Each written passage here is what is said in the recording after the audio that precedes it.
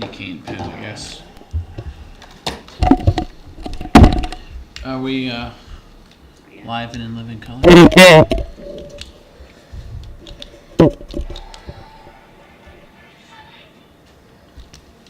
Okay, perfect. Welcome everyone to the Durham Select Board meeting here on February 25th, 2025 at 6:30 p.m. Meeting called to order here at 6:30, and we do have a quorum, and we will begin with the Pledge of Allegiance. Pledge of Allegiance. To the flag of the United States of America, and to the republic for which it stands, one nation, under God, indivisible, with liberty and justice for all. All right, do we have any amendments to the agenda? Okay, seeing none, we'll move in. Do we have any public comment? Yep, come on up. We got a microphone over here.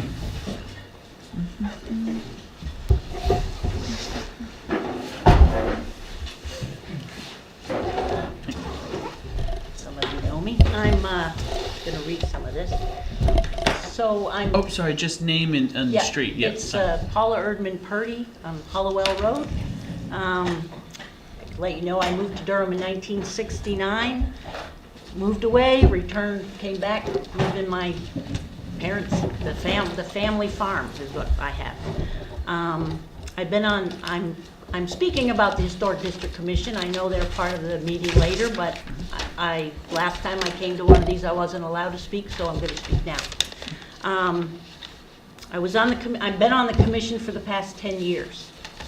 I decided to speak tonight to put on the public record that I am expressing my concerns, and I believe the other members of our commission, that we've been excluded from the discussion and the drafting of the Durham Amendment to Historic Property Provisions, as well as the elimination of the Durham Historic District Commission. One of the comments from the last select board meeting that I would like to challenge is that the 2018 comp plan is eliminating the historic district. I believe that's not correct. I have the comp plan, and in the comp plan it actually has responsibility for the Historic District Commission, not eliminating it. So that's one of my comments. And I wanted to give a little history because I watched the last select board meeting. I think there was some discussion about the commission and how it worked. So I have some history for you. The commission did give out letters to every homeowner in the district, probably every couple of years. Since I've been on it for 10 years, everyone in the district got a letter saying they're in the district and what that meant. We have done numerous certificate of appropriate, I can't ever say. Appropriateness. Yeah, that's it, for the structures in the district. Not just the houses that are part of the 3 houses or 2 houses that are part that you're talking about, but all of the houses. There are houses in there that are from 1850s. They're not on the National Register, but they are old homes. And that's part of why I came back to Durham. I like the rural historic character of Durham, and I don't want to lose that. We had a passcodes officer was an advisory member of the commission, which was extremely helpful. He guided us, he helped us, he taught us a lot, and that was extremely helpful, and it opened communication a lot. I spent 3 years rewriting because part of the 2018 comp plan was to rewrite it. I was one of the members that spent 3 years working on Article 5.14 and Article 12, and we used the Department of Interior guidelines as part of that. You got those ones that we rewrote. I don't believe any homeowner in the district ever complained about anything we ever did. I never heard that somebody came to the town and we're all upset. That never seemed to be a problem. So I'm not sure why we need to get rid of the district. And the last thing is, the district ran fine, and then things started to fall apart when some of the town employees didn't seem to understand the ordinances, how the district commissioners fit with the ordinances, how the commission's role was. And I understand, since I've been here, there's been numerous different codes officers in the last 10 years, I think maybe 4 or 5. Not all of them had the depth of knowledge or the enthusiasm for the historical structures that are part of Durham's history. So I just wanted that to be part of the town, to know that not all the members, I don't think any of the members of the commission are in favor of changing the ordinance the way that the town attorney has decided to do it. Anyway, thank you. Thank you for your comment. Do we have any other public comment for tonight? Okay, seeing none, we will move into old business, and we'll start off by reviewing our revised draft of the best standards for battery energy storage system standards 5.8. I know we had some questions that came up for our town attorney after we met there, and then wanted to make sure folks had the opportunity to ask those so we could get clearance before we vote on the ordinance as written in front of us.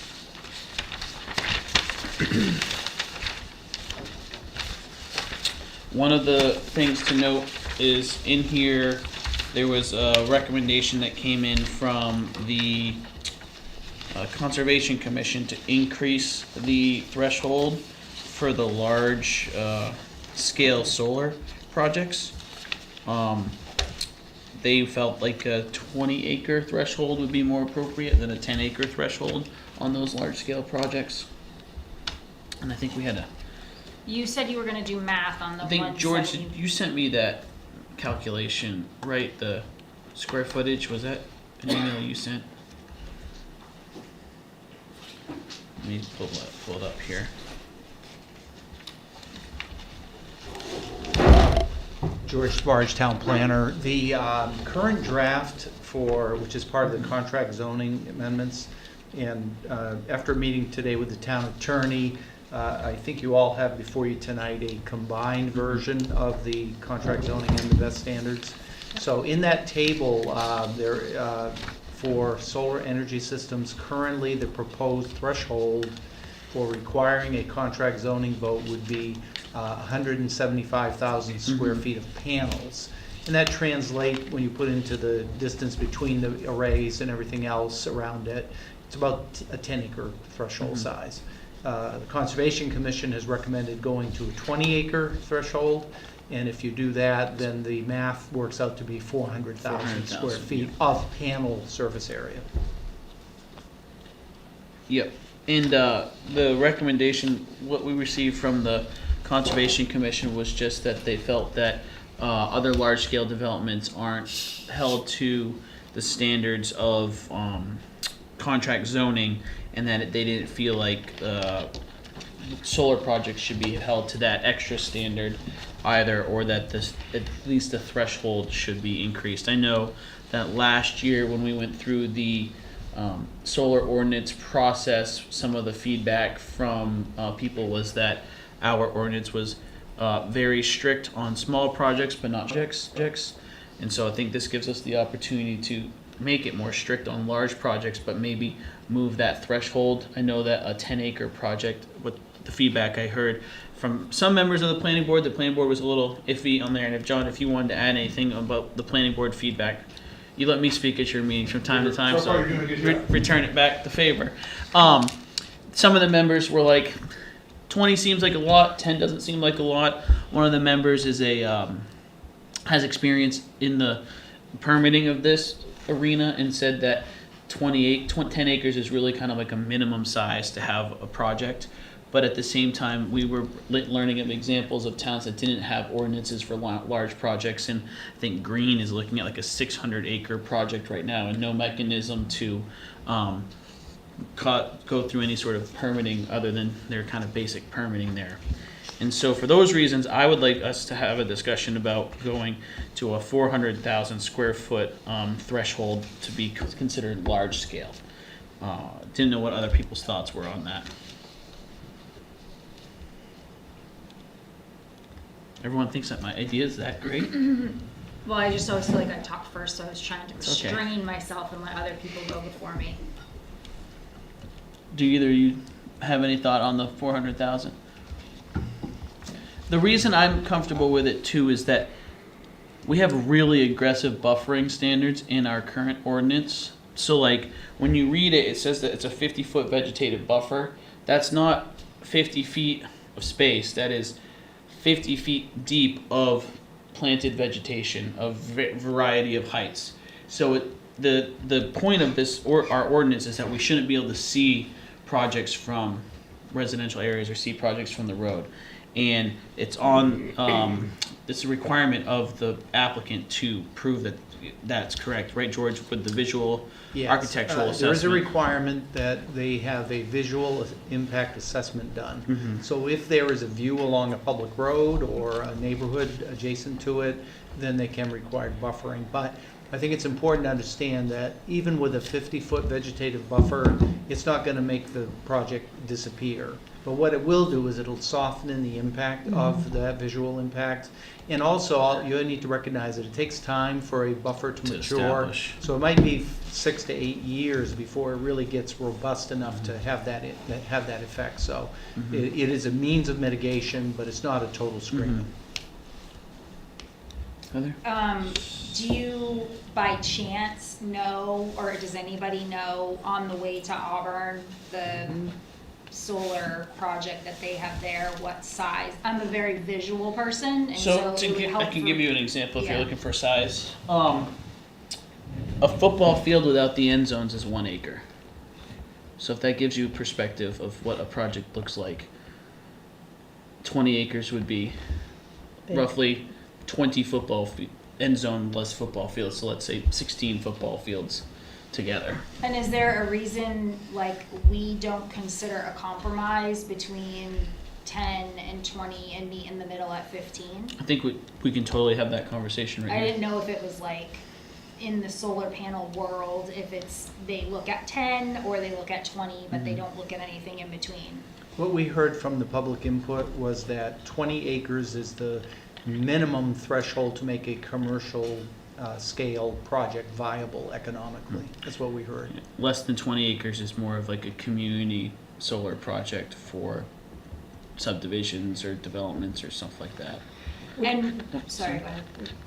Yeah, go. Does the 10 acre just move into the medium scale or come out of this contract zoning altogether? It would what I'm discussing is that we would change the threshold for contract zoning. Yep. So anything under that would fall under medium or small, It would not require a contract. Okay. which would not require Right. contract zoning. I see, right. I mean, 10 acres seems big to me. I don't, Mm-hmm. If, I have a question about the buffering. So does that buffer exist only for the large, or is that also required for medium? No, it exists for the medium. Yes. It And does. then in the large, it would be the same situation as best, where then they would be looking for a permit for a specific location, and there could be additional asks. So that's why at that 20 acres, you could say, well, we really don't want to see it. Here's the additional ask, and they may say, that's too much of an ask, we're not interested. I'll get to you in a second, Jonah. So essentially, if I actually put it in real acreage, that parcel of land on Sopa Road, the wide open field, 24.85 acres or thereabouts, you could put something in there, 10 acres of that wide open, with a 50-foot buffer and plant a bunch of pine trees along Sopa Road and call it good? I think the plantings would need to be more excessive than pine trees, because it talks about 3 heights of vegetation and then you'd have to, as long as you're meeting the standards of the visual architectural survey. Because, I mean, that's a large amount of land we're talking about, a huge amount of land. So, I mean, I might even step back and say, I wouldn't even allow a large commercial building in that large into Durham. I would say, no way, keep it at 10. Let them come in and make a proposal at the 10 mark, even if it's for a development, they're still gonna Yeah. have to go through the development requirements. You know, I mean, it is the future, I get it, but that's a huge site. Yeah. I mean, if you think about that. So land I'm that's trying up to get there. a visual of where you are. Are you talking about Soper Road on the right-hand side Yeah. before you get to 125? Yeah, the That site- open this- field? That, That's yeah, 28 about- acres? That's, well, it's actually about almost 40 acres in total, so you're talking about half of that.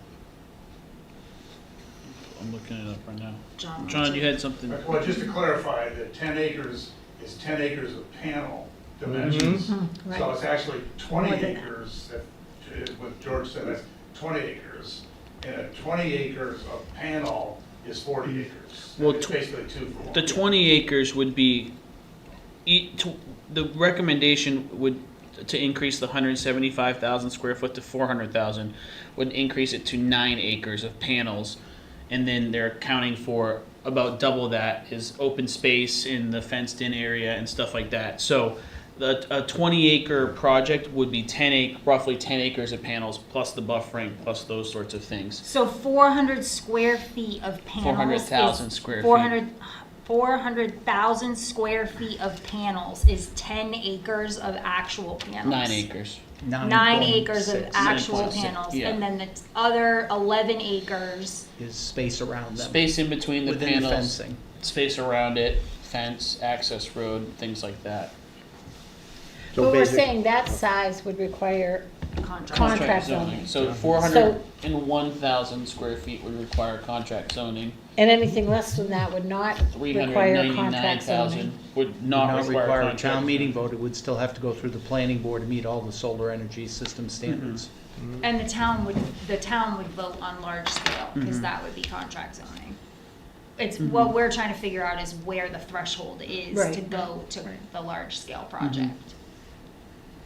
And I see your point, Joe, because you're saying, well, if we were talking about any development that big, I'd be reticent. But just the feedback on vocalized that we got from Conservation Commission was, if this was put in place, if contract zoning was put in place at the 175,000 square foot panel mark, it's extremely likely that no developer who deals with that would be interested in developing in Durham because of the difficulties in the process of going through the contract zoning, the risk that is associated with it, and they lack the leverage on projects like that to really offer stellar incentives at that small size because the profit margin is so much smaller on these projects than it is on other large industrial projects who can say, well, we can give a lot here. And so the concern from the Conservation Commission is that by putting 175,000 square foot being the large scale, you're essentially putting a no solar in Durham sign, which is totally an opinion someone can have, but that's just what they're vocalizing as a concern. It just means they have to go through the extra hoops. It doesn't mean that there's no solar. Right, but he's saying if they have to go through the extra process, it might deter them from doing it, which then maybe would have Becau- our town not reaping the benefit Yeah. of having I'm it. not seeing the difference in cost. You gotta do a site survey no matter what you do. You have to have staff coming for a year to go through the contract zoning process, and then you have to be able to have leverage to offer something of value. And if your return on investment on a project is a 15 or 20-year return on investment, your margin of profit is smaller and there's less to offer as an incentive. Whereas for other larger developments that might have a lot larger profit margin, they can say, sure, we'll pay for the new fire truck and an extra buffering or whatever. Whereas these projects don't have that flexibility because of how tight the profit margins are. And that's just the feedback we've got from some folks who have done the permitting of that. So. The other argument that came up in the public comment also was that unlike a gravel pit or a very large commercial or residential development, typically after 30, 40 years, these things could go away and the field could be restored, for example, to agriculture or some other use. So Yeah. that was an A argument that came up. decommissioning. And the argument that the Conservation Commission made as well is your surface impact is much lower because you're putting in your pylons and then you're putting in your panels. And so it's not like you're taking it and going scorched earth on that 20 acres. There's still wildlife that use it. There's mixed use solar panels where they graze sheep in between them, in between the panels. They can plant them with the standards in our ordinance has native pollinator benefits and requirements to manage invasive species, so it's a less of an impact than other projects, and so that's part of the reason why they think that it should be considered a little bit differently than Can like you- a concrete facility or Josh had pit. something to say. I forgot what it was. Can you remind us the benefit to the taxpayer if, on these types of projects? Like Yeah. if we wanted to change the threshold, because we want to encourage people who want to put these, Yeah, well, my understanding is property valuation of the project would then be added to the town valuation. And so the benefit would be if a project's worth several, couple $1 million, that's adding it to the valuation. So then when we're figuring out the mill rate, that's now an extra couple $1 million. could bring down the So mill it rate. could bring down the mill rate. So that's one of the thought processes. And, go ahead, Sorry. Josh. You had, well, I think George had said, or you had repeated, the commercial size of these projects is the 400,000 panel, square foot panel. Generally, that's the entry Right. point for commercial. And so, does it become worthwhile for them to go through contract? If it's not worthwhile for them to go through contract zoning at 10 acres, Mhm. if we're still at the, the break-even point at 20 acres, is that the right number to choose then? Or are we still limiting? I mean, Yeah. I am by no means an expert in this, and so I find the Conservation Committee recommendations persuasive. But I look at it and say, does that, putting it at the bare bones to make it profitable, is that really going to attract consumers? Because otherwise we're in the same boat as if it was at 10 acres. Yeah. And I think their argument is that contract zoning should only be kicked in right now for people who are operating at a commercially viable size. And they're saying that that commercially viable size is 400,000 square feet of panels. Whereas before that, that's incentivizing new developments or whatever to maybe have a community solar approach or not be punished if they need to do on-farm solar production and things like that. If we have farmers who may want to add panels to help offset their energy costs, if they are running an operation that has a lot of electricity, now they're getting into, I need a contract zoning in order to offset my farm energy because it's just big enough. This problem would be avoided if we moved it to the 400,000 square feet, which is really where those commercial developers start having some of that wiggle room for return on investment and stuff like that. So that's their recommendation. I used to work in permitting. I don't think we ever worked on a permitting project that was under this size, a 10-acre size as well. So are you looking for a vote on?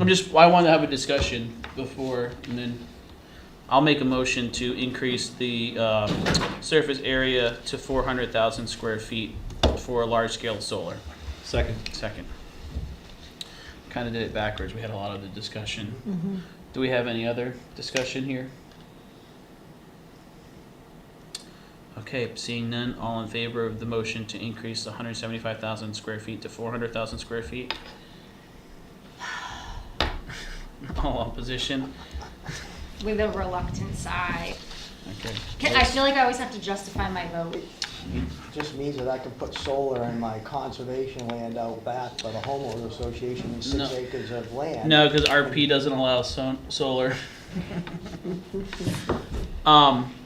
Do we have any other question about the ordinance here?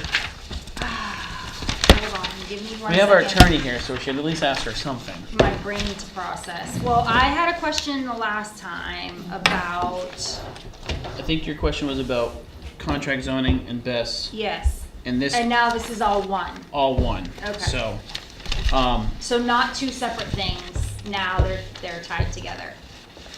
Yes. yes. I mean, either is an option, and we talked about that today. It's really a question of what the board is comfortable with right now. So when they were separate, let's say contract zoning failed, but the best standards passed. what that would mean is that a project could be placed anywhere in town, subject only to those minimum standards. Right, I definitely When don't you want that. combine them, if people don't like or don't understand the concept of contract zoning, or maybe they disagree with it for solar or for whatever reason, vote the whole thing down, now we have to rely on a moratorium on BES, which is going to stay in effect, which would have to be renewed, and we try a different approach. So it's, you know, all it really means is that there would be a delay in time before we could get regulations in place, so that we could have a BES project actually come through with regulation you are comfortable with.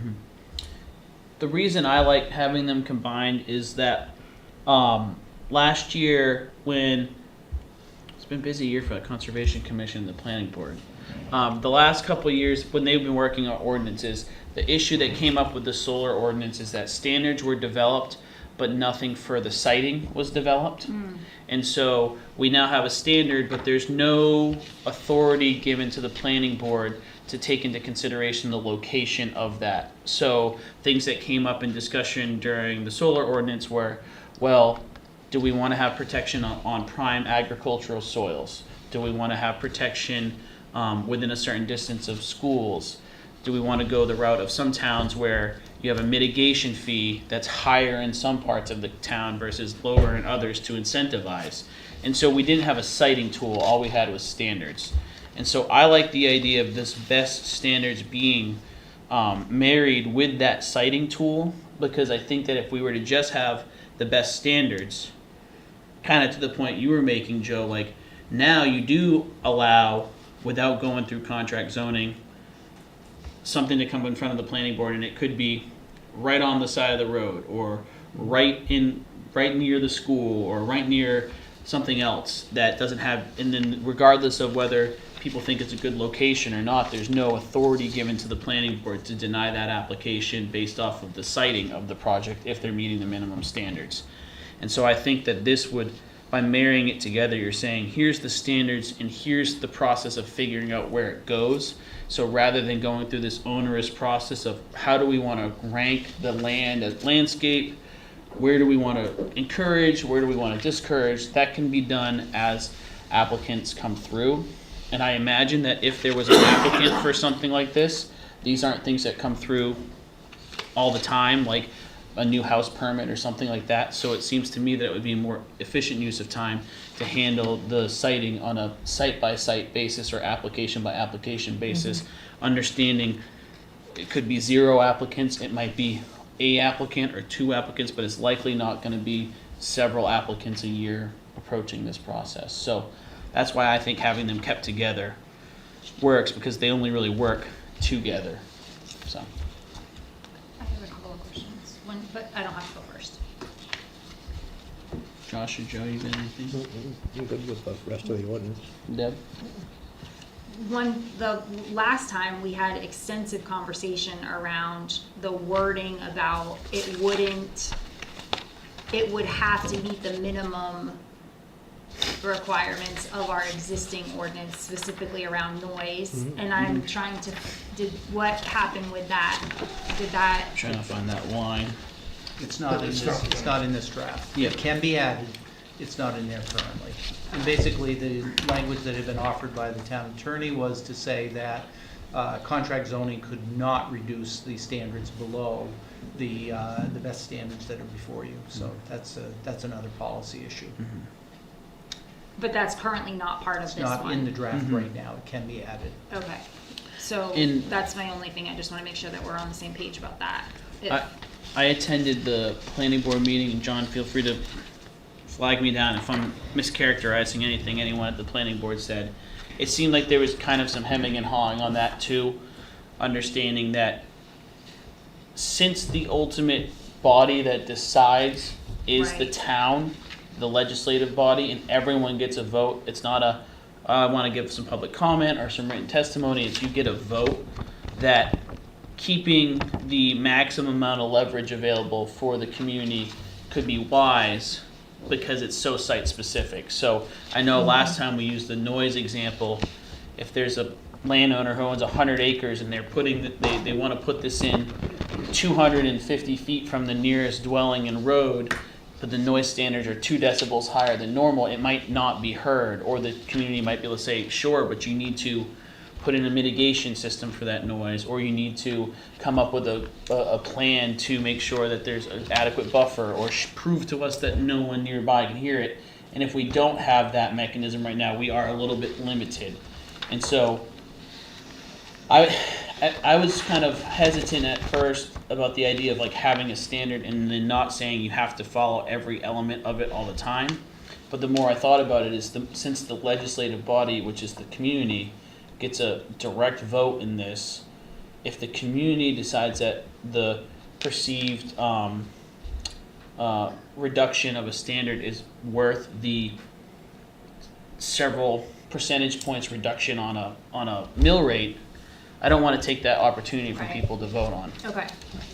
And then my other question is just if we did just change that to 400,000 square feet, the other places in this that are referenced would obviously also get changed. We just didn't call that out specifically, but I Yeah. just want to make sure that Yep. We that changed all goes the. without saying, but yeah. I'm saying it anyway. That's what I do.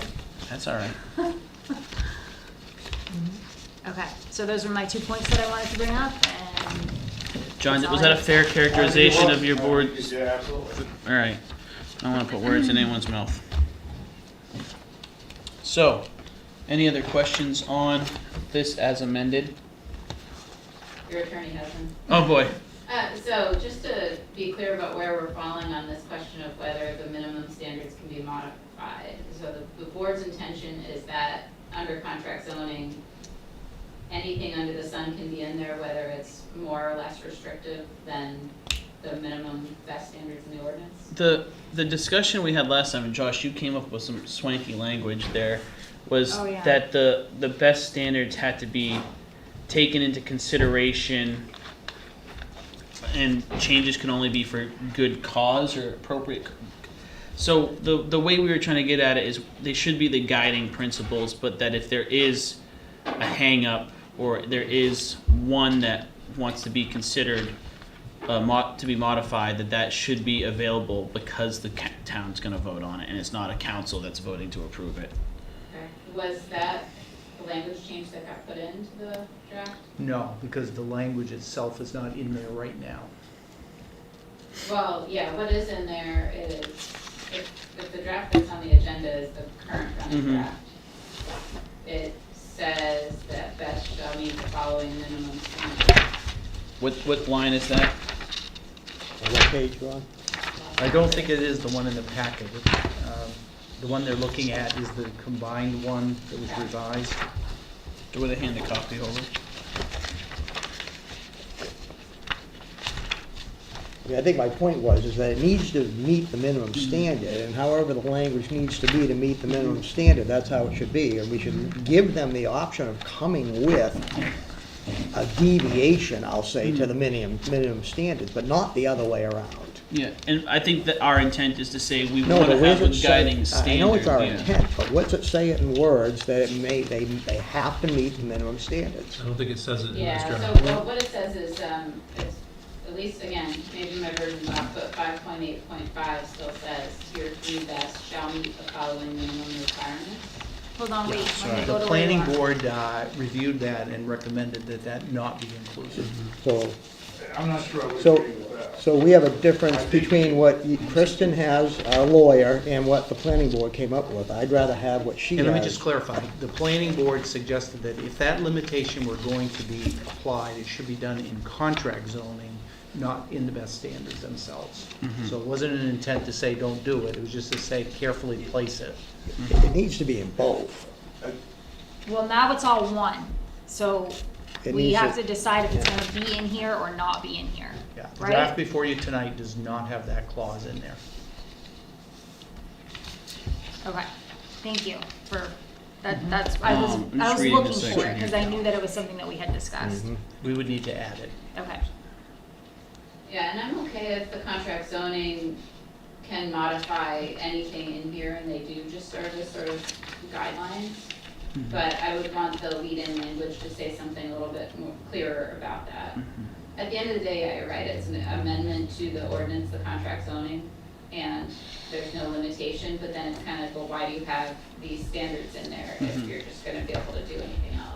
Yeah, and I think the intent for us was to say that those standards, which a lot of people put a lot of work into, are the guiding standards, and that the intent should be for them to be met, but that if someone is going to come forward and go through the contract zoning process, they may be able to request, could we modify this standard in exchange Well- for A, B, and C? And the initial conversation could be, absolutely not, that's way too egregious, we're not even taking that into consideration, you know? That's sort of the process with the planning board when people request a waiver, right? We have standards that exist and people can request waivers from the For standards. certain standards, yes.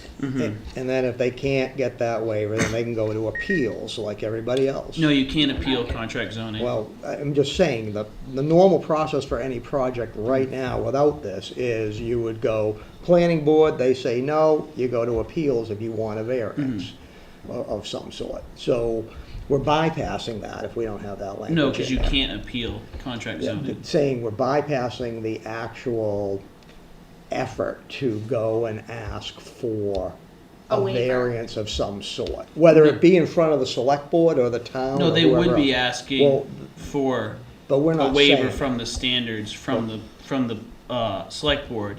What- The select board could say no, that's end of discussion, or the select board could say yes, we'll consider it, but it's the town voters who get to decide. Is So that my the best- understanding? Yeah, I think what you would wanna do is just kind of a hybridization and have, what it says now is tier 3 best shall meet the following minimum requirements. I would just tack on to the end of that unless otherwise specified in an approved contract zoning agreement. So then this is the fallback. If the contract zoning agreement is silent on this stuff, all of this applies. But if it modifies the decibel level or whatever it is in the contract zoning agreement, it can do that. Which line were you on there? Again, that is not Yeah, in that the- draft. The person's wrong, but here this line appears right under 5.8.5. Can you say the and words right again, above the minimum standards. please? So what I'm suggesting it says, tier 3 best shall meet the following minimum requirements unless otherwise specified in an approved contract zoning agreement. Because the other example that we used was like, let's say that the standards, I'm using an example, this might not be real life. Have a 50-foot buffer on all 4 sides, but one of those sides is up against the power line. It doesn't make sense to have the buffer, right? So if we're looking at it at a different situation than the noise, like to me, that's reasonable. So I understand the argument for being able to waive some of the standards because it doesn't make sense to have that 50-foot buffer up against the power line in between the projects. As long as we're telling them to go meet the standards and then be able And to then come waive back with a and waiver. ask, say, we can't meet this I- one for the following reasons, and that's okay. Yeah. I think If they we're on have- the same but- page but- there. But the wording needs to be in there to do that, that's Right. all. I So think we're on this the one same here that page we're there, about to Joe. vote on doesn't have that wording, Yeah. so we shouldn't be voting on it. Yeah, and I think we're on the Very same page, simply. because I'm saying the same thing. They should have to request, we're not saying request a waiver, but say, here's our standards that you have to follow, then they can come back and say, we want to waive this portion of the standard in exchange for X, Y, and Z. And so we need that more explicitly put out here. Well, Luckily, can we we- have a meeting 7 days from Okay, today. I was gonna say, because if we So- have to vote on this tonight, then we could say with the edit that is on record, but we No, have we one can, more we can meeting. get the draft pulled together and then vote on it. We can Okay. table this for the second meeting in a row, correct? If we put this, or is that problematic because of the notice for, Well, Um, the public hearing has been moved to the 19th, so the language will need to be posted, that's right. The language will need to be posted by March 5th. we meet March 4th, perfect. Yeah, but I mean, is that fair to give you one day? It's just Okay. one minor So- change. Okay. Yeah. Wait, why would you need to have a second meeting on it? Because you could just approve it tonight with that one. Well, we don't have We the, have- we we don't have have the a- words in front of us. Yeah, that, I'm not concerned about that, if you wanted to just say, we're approving this being moved forward to a planning board. Yeah, I just wanna make sure we all are on the same page on what that language is saying. and where it would be inserted on the draft that we have in front of us. So I just tried to find my old draft. Which one am I on here? Sorry. I'm just quarterbacking. Are people comfortable voting tonight with the edit as I am. on record? I am. But I want to be respectful of people who might not be also. If you're not, Joe, it's totally fine, we can wait. Let me pull it up here. It needs to be in there. Okay. Yeah. I mean, it was supposed to be in there this time around, it got dropped off. So I'm kind of upset that we didn't get a final version with what we said to be in there. So it was changed. For whatever reason, whatever we said in the last meeting, obviously didn't mean anything. So, it needs to get in there. That Well, wording I think needs the to get in changes there. were reflective of our concerns. This is a proposal reflective of our concerns about having best separate from contract zoning. But Okay, that's so why we're- just to move things along, let's do it on the next meeting. Is that, let me are just- people good with that? Waiting until the next meeting to vote on As long that. as we can hit, if folks don't want to vote on it tonight and they want to see it written down in front of us rather than voting on it as spoken about right now, we can do that next meeting, if that's the preference. I would suggest we do that. So you Okay. see it in black and white where it's gonna be Sure. located, what the words are. Okay. So, Vote to table? sure. Motion to table this until March 4th, pending the edits that we just vocalized, which we should vocalize in the motion, I guess, but, do I have a second? Second. Okay. Kristen, could you repeat that edit that you recommended and where it would go so we can pencil it in? Immediately following the heading for section 5.8.5, it would say tier 3 best shall meet the following minimum requirements unless otherwise specified in the approved contract. So One there's second. also no section numbers in here? Well, no, we just don't have it. Well, what line does it go into? We have then? 2.4 and Yeah. 5.24. So what page and what line? Again, this is not a final version. We need to be voting on final versions. Right, and I we're don't just, get it. we're writing it in right now, so we can vote on that next week. Yeah. The version we have is section 2.4 contract zoning, and then says authority. Yeah, if you look for the header that is called, that says permitting requirements for tier 3 battery energy storage systems. that's where it appears. Permitting, In the best state. Which we don't have. oh, we're looking at Still don't have them. Yeah. We have 2.4 Yeah. and 5.24, the solar Mhm. energy systems. We don't have the other one. We don't have the best energy. Okay. Well, Okay, so let's table wait a until second. No, we do. next week. We have it right here. I'm not looking at last week's meeting minutes here. Right here. Am I looking at the wrong file here? No, we don't have it. That's That's the wrong not, that one. was, I grabbed that it was from- from That was last from week. last week. Yep. Okay, well, we'll just get those pulled together and then sent along, and we can vote on that next week. There's a motion to table it until next week, Yes, and I seconded. and seconded. All in favor? Any opposition? All right, seeing none, we'll move on. And now I've got all my documents mixed up here, so I lost my agenda. Okay, we're on C, historic. Yep, historic district ordinance C. I gotta pull that one out. Josh, do we have that copy in front of us here? Because I just moved my stuff around. I just had it. Yes. Okay. Alrighty, Can I ask a question? absolutely. So, John, at the planning board meeting, there was discussion around buffer. And remember, we had a lot of conversation and where, Juliet and Alan, maybe, we were talked about the project on 136 and maybe the buffer isn't necessarily a big vegetative buffer, but it could be a stone wall around I do that. know this. Okay, I just wanna make sure that I'm remembering that correctly.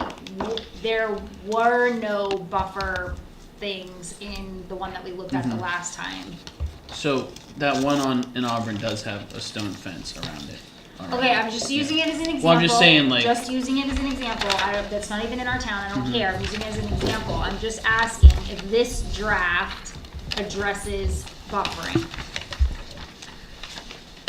And I don't believe it does, because when we were having our conversation about the buffering, it makes it feel a little bit like spot zoning to me. Okay. That's a hot topic for me. Mm-hmm. How do you wanna handle this with the Historic District Commission? So, yeah, I want to give them the opportunity to provide feedback on it, if you have any feedback on this, because I know that when we got the original recommendation from you all, we got the recommendation from the lawyer, we've tried to marry the two here, and then I had sent that invitation to the former chair to invite you all here tonight to provide feedback on this version. And so wanted to give you all the opportunity to provide that feedback on this version if you had anything you wanted to provide as we discuss it, so.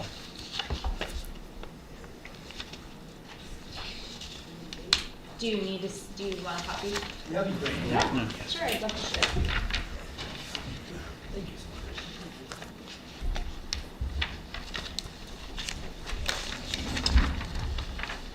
I'll pull mine up on my computer Yeah. and maybe we can We can go through go it? through. I would love to hear how the commission feels Mhm. specifically about buffering. That's one question that I would love Sure. to hear from them.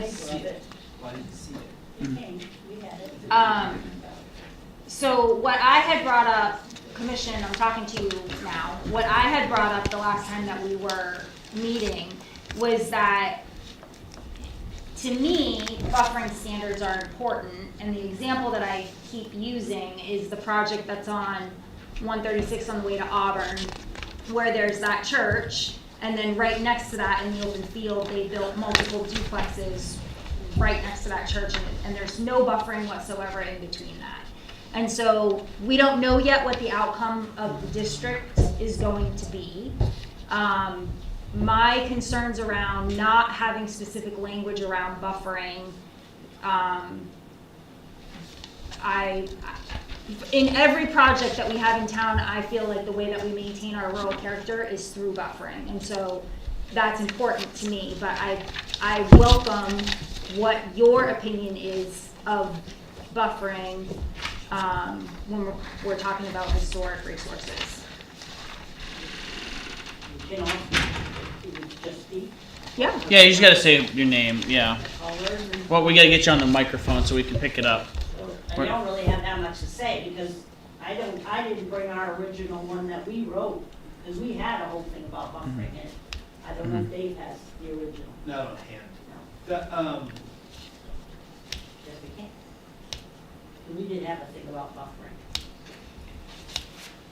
so, full disclosure, you wait come up. Just so, Just so I don't know there's which something said. microphone we're getting picked up on here.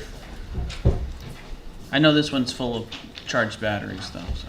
All right, my name is David McClellan. I'm the, I think technically vice chair of the Historic District Commission. I live on Rollsboro Road.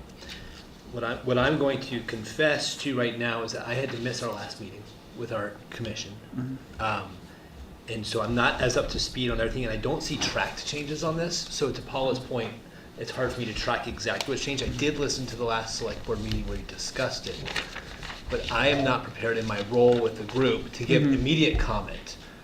So I apologize if I misunderstood the assignment for what I was preparing for this meeting today. Probably on me because I missed the meeting, and I know there was a discussion I was not a part of. So I'm only speaking for myself on this one. I still want to be a productive member of the conversation today. I'm just not prepared to open with a statement to the details of these changes. Do you have an opinion on buffering? On buffering specifically, for, well, I guess, on any designated historic property that we've deemed to be of value and therefore under the historic preservation's guidance, is what you're saying? Yes. Do I have an opinion on any of those properties in buffering? Not as a blanket statement, no. Okay. I think each individual property has its own unique needs based on where it is in the town. You know, the properties, again, I'm speaking for myself, not the commission right now, because we haven't had that discussion.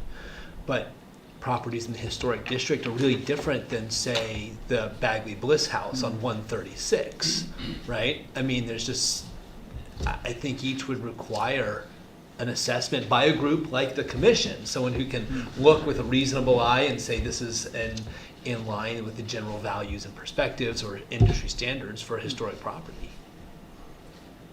Okay. And when I talk about buffering, Joe, I think that you keep thinking that I'm thinking like the 1,500-foot radius. That's not what I'm referring to. No, I don't think that. Okay, okay. I'm talking about like Some sort of physical structure Maybe. between the Like, yes. building and adjacent. basically what Dave is saying, like to look at that and put what's appropriate. Like that was what brought up the rock wall versus maybe a vegetative buffer, right? And so does this provision of the draft account for that review? I don't know what the word is that I want. Yes, it does? No, it doesn't. Okay. No. It doesn't, and I think the thing to point out is that that provision would be the only provision in any of the sections that we have on the table here that would deal with work that's happening on a property that doesn't contain a historic dwelling or structure. And then the other thing to think about is, if you remember, the historic structure that includes even a stone wall. So if you're thinking about how do you buffer, you know, hundreds of feet of stone wall, potentially that could be tricky. In site plan review, we already do have the ability to take into consideration, if it's a project that's subject to site plan review, impacts on historic resources, and to require buffering as part of that. And subdivisions. So I think the only donut hole that would leave is like residential, and maybe some very small scale commercial or home-based business kind of development that wouldn't have any like sort of path to require buffering. And so, and I say it totally respectfully, I don't have the same concern, because when I think about the structures themselves having these standards, I then get a little bit of a concern if we get into, but your neighbor now has to meet other standards on their property because this new ordinance has popped up on a property that's adjacent to them. I respect that. So like with my concern, like for example, and it's just a difference of opinion, the Auburn example you bring up, I look at that and I say they use the same facade, the same building style, the same colors, the same architectural design as the adjacent church. It's just a modern material. That to me looks like it did a good job of meeting what the church looks like in the adjacent historic building next to it. I don't see that as a negative impact on that building. So here's And another so that's example. just, I don't feel the need to say to that person who owns that lot, you now have to erect a wooden picket fence or a tree line or a rock wall I that doesn't wouldn't have want a visual gas obstruction. station to go in across the street from the inn. But that would be subject to site plan review. And so that would trigger the buffering element in our community. So those commercial developments would be subject to the buffer. Same with subdivisions. Am I correct in that assessment? Yeah. So And so it's what only happened with residential the old- structures that aren't I subject. understand. Yeah. What happened with Wingate, right? That was just a failure of the ordinance being applied correctly. Yes. Okay. Because like I don't want that to happen, and that's what I'm trying to advocate for. And I think this covers it. The only thing that's not going to be subject to those standards would be if it's a residential structure next to a residential structure. So my understanding here is if someone owns a structure that's next to one of the historic buildings, they aren't going to be subject to some sort of standard if they need to put in a new fence, a chain link fence or something like that on their property. They're not going to be subject to buffer standards. But if the neighboring property wanted to put in a commercial structure that's going to have to go through either a subdivision review or a site plan review, it would be subject to buffering. The only things that wouldn't would be, like you said, like a small home-based business, like I don't know if a small daycare at home would need to be, or a small bakery or something like that. I don't know. But to me, this seems like a step in the right direction to cover most things, and then everything else is covered by site plan or subdivision. So, yeah. I'd like to know the commission's position on the removal of the district based on this new version of the ordinance applying to the buildings, correct me if I'm wrong, please, that are on the register, or eligible for the register, having, these standards applying to those, correct? I'd like to And- invite a different commissioner to come up for that, Sure. since I was not able to make the last meeting. Would someone like to step in? We all decided we didn't want to. So Okay. the challenge I will say is that we set the invite for tonight's meeting on February 6th to ask the commission to come give us input. And so this is the night we're looking for the input. So if we don't get it, we have to move on without it. And I we're- understand that. I yeah. apologize that I did not receive this or yeah. did not understand the assignment. I'm not actually pointing fingers. I'm not pointing fingers at you guys on that one. Not sure where the breakdown in communication was there. But I think we did hear at public comment that you were not in favor of eliminating the district. That's the position. That was on behalf of yourself or on behalf of the commission? Can I talk from here? That was actually a motion. That was the at our motion meeting passed by the that- group. That the commissions of members that were there voted. Which presumably there was quorum. Incorrect. That's right. And was there a quorum at that meeting? We had quorum. Yeah, okay. So if they couldn't hear the microphone, the district commission, the historic district commission at their last meeting did vote that they do not approve of removal of the historic district. Was the buffer discussed? Now I'm talking about the 1,500-foot radius. Did you guys discuss the radius buffer? We in the past have discussed it, and I don't think that we feel strongly about it. Am I correct? So just for the mic, it has been discussed in previous meetings, and there's not a strong opinion for keeping that 1,500-foot buffer around any historic property. And so our discussion at our last meeting about the district was that when we were thinking about districts and contributing factors to the district, that if there is a handful of older buildings that meet a certain standard within an area, that doesn't necessarily dictate that it meets the standard to be a historic district if you don't have other contributing factors, or the buildings that aren't historic are meeting some sort of standard. And so we felt like it wasn't really functioning as a historic district in that regard. Wasn't there a bigger concern from the attorney that it may not have been done pursuant, or done, I don't know what the right word is, but. The radius is not certainly done pursuant to appropriate zoning laws. So that I think is illegal. But the historic district, my concern with that is it's not a district where you don't require buildings other than the historic buildings themselves to comply with the standards. Then I'm also concerned with the fact that the comprehensive plan, the most recent one, apparently deliberately eliminated any reference to the historic district or even the area that is contained within the district. And so I believe the intention of the comprehensive plan was that there would be no district. And our thought process with this version of the ordinance was that this goes above and beyond for protection for historic buildings than what you would expect in most municipalities, but not having a district, because even right now, we don't enforce building standards on non-historic buildings within the historic district.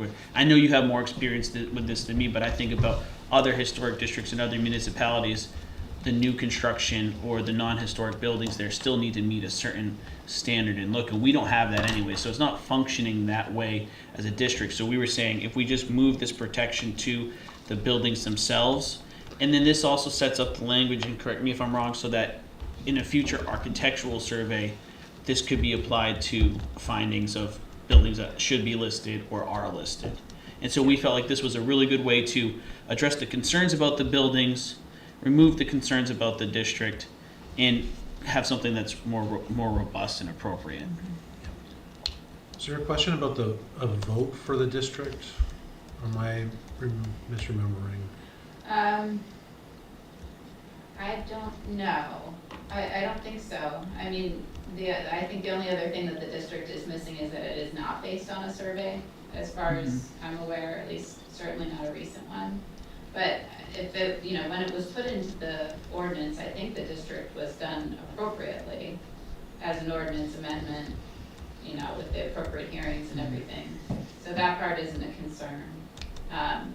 The problem with the 1,500-foot radius is that there was no reference to that as districts in a comprehensive plan or even as a concept. Did you have more feedback or thoughts, or even if you don't have it figured out exactly, just say what you think? What I would say is that I think we all agree that the survey is a really important step, which is not what we're discussing today, but it's an important legal tool, or it's an on the record tool to identify your historic resources. And Joe, what I'll agree with you on is that the high frequency of appropriately historic properties that the survey would identify would de facto create some regulatory action around that area. So even if it's not a historic district. So we may have the same outcome whether it exists as a district or not, just by we already know there's a high propensity of historic buildings right there. I think that's what was our intent Yeah. here, is to So I can understand, I mean, I can't speak on behalf of the commission right now because there's not a statement that we can make on it. But I certainly see how you might have the exact same outcome of a historic preservation just by being consistent. And you have the added benefit of going beyond the historic district and protecting important resources across the town, not just in that one zone. And it also does here, well, thank you for the feedback, but it also does here establish the, it has the details about the new historic commission with the name change and what that entails. Administrative procedures, notice to the advisory opinions and things of that nature as well. I need to ask the group, was this reviewed in the last meeting? Like, did you guys pull out this document and go over it? Was it handed to us from leadership? 'Cause you did have it. You had it, but you just didn't go over it. Okay, and I'm sorry I missed it in the email. I don't know that any of us knew that what was being proposed. So unfortunately, Joe, I don't have feedback. I just don't. I haven't read the change. I'm seeing it for the first time today, and that's not, I can't say Well, I that's- apologize for I that. have a question. It's just a bad situation, Yeah. unfortunately. That's all I can I say. am looking at the email chain, and we sent it out on February 6th. All the members were CC'd with the request to be here tonight, whether you were given the other things. That's, Yeah, I knew it had the request Yeah. to be here. That I knew. I saw that email and I was prepared for that. I just didn't realize there was assigned reading coming into this. Kristen, one of my concerns that we had talked about in a previous meeting was the process for if there's disagreement. And I think George spoke about it maybe at the planning board meeting, because I think I asked about it there also. And that it would be the appeals process. Can you elucidate that whole process? No, I for us? can't articulate myself very well right now. I had a very long day and I'm very overwhelmed, but maybe one of them can articulate. Yeah, George, thanks. Okay, so the issue was, under the proposal, the role of the Historic Commission would be to provide the required advisory opinion on any project involving a permit for any of the officially designated properties, either listed or eligible for listing. So they would have a period, I think it's 45 days, to review the project application and provide input and advisory opinion to the planning board if site plan review or subdivision is involved, and to the code enforcement officer if it were a permit under that authority. So then that permitting authority, whether it's the planning board or the code officer, are required to consider the advisory opinion of the historic district, the historic commission, which should be looking at the standards that are in the ordinance, or which are mirroring the Interior Department standards. So if they make recommendations that a proposal does not comply with the standards of the Interior Department, then the planning board or the code officer should take that into consideration and decide whether to require modifications to the permit or to deny the permit. Now, if the planning board or the code officer looks at the advisory opinion and does not see that it follows those standards of the ordinance, then they are free and have authority to say, we have considered the advisory opinion, however, we don't see that it follows the ordinance, therefore we are going to issue the permit. So if that permit is issued, then the issuance of the permit, either by the planning board or by the code officer, can be appealed to the board of appeals. Thank you. So I just want to point out one instance where I want to make sure going forward we have a better process, and I think that you just alluded to the fact that we do. But on a subdivision application that we have had in the past, there was a historic situation. It wasn't one of the listed, it was a schoolhouse. And the requirement was for, or what, the subdivision review, they can submit a letter from Maine Preservation, what's the right words? Maine Historic Preservation. Thank you. And that bypassed our local commission.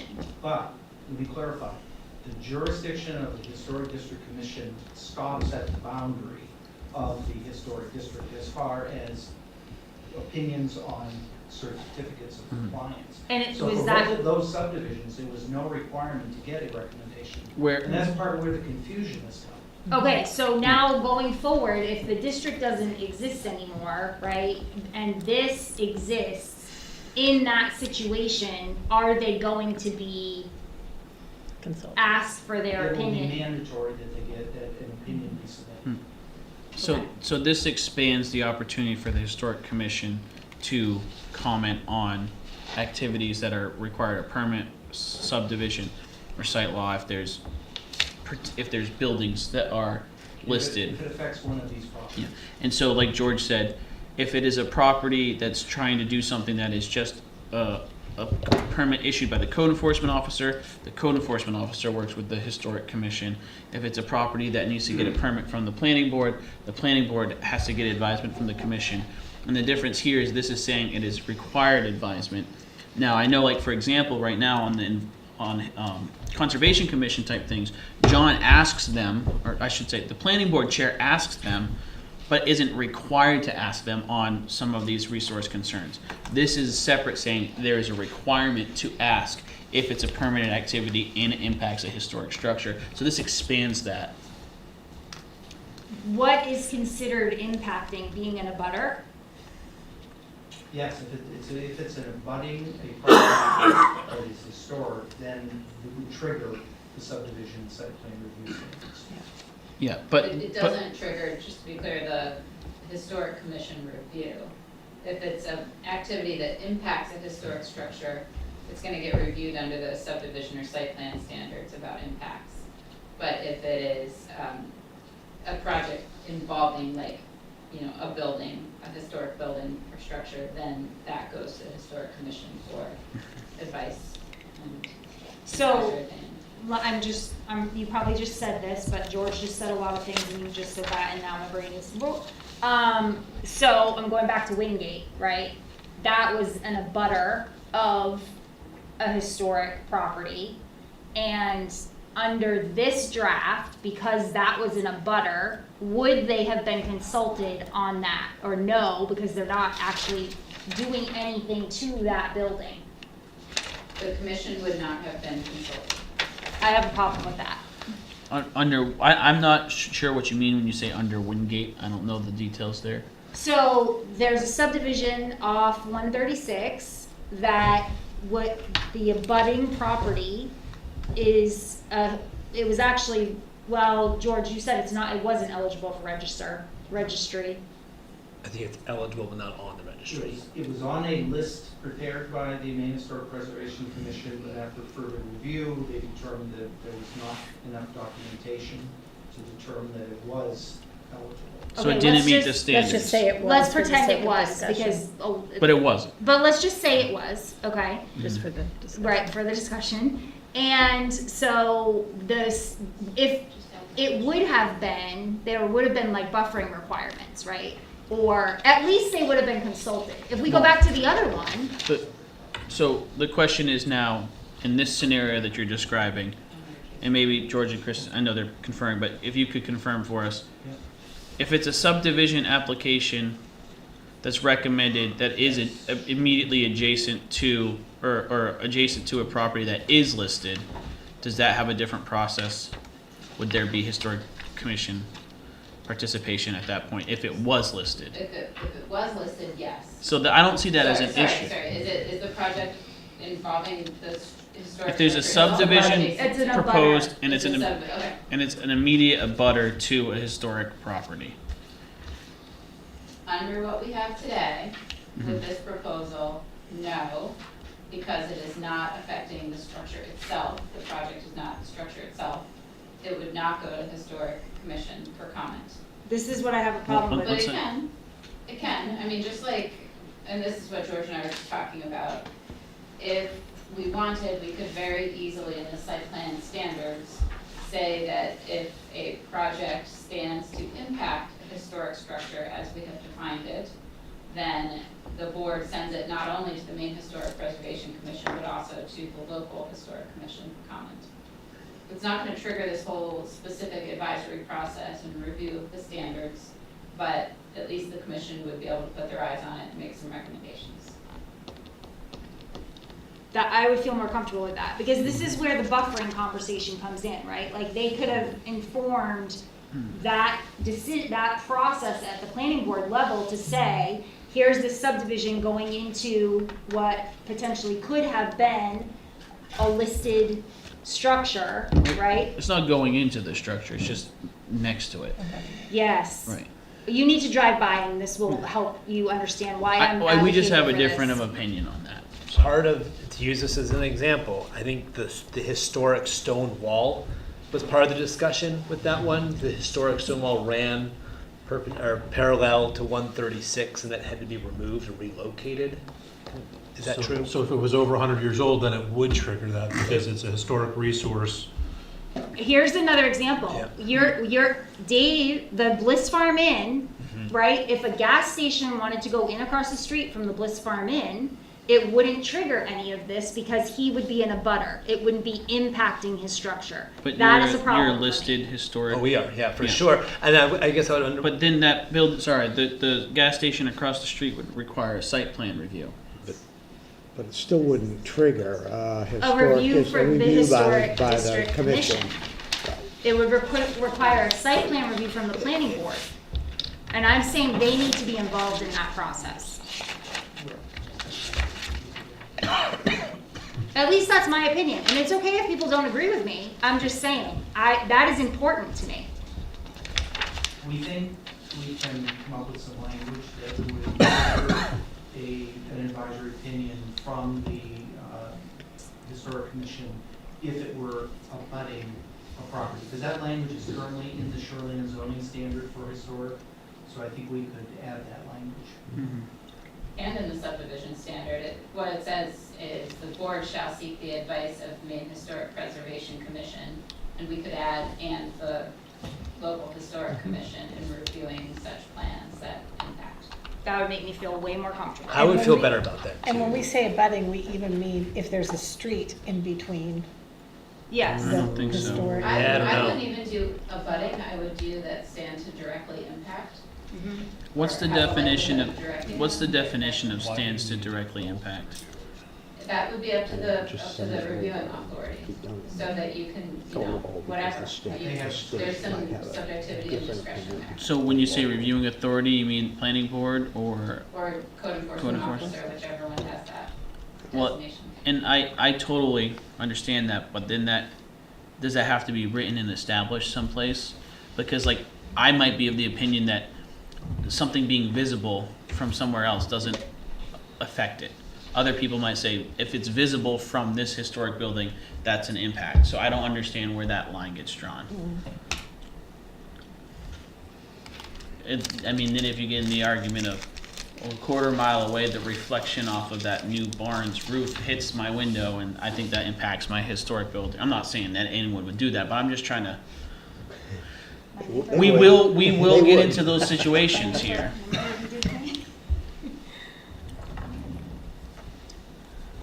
That just seems like a big You'd hope that We know- common sense would prevail, but there will be a time when it does not. I watch the news a lot, though. Yeah, unfortunately. Don't do Well, that. It's right, not good for your because mental in that health. example where the gas station is across the street, okay, directly impact, yeah, you walk out the door and you see the gas station.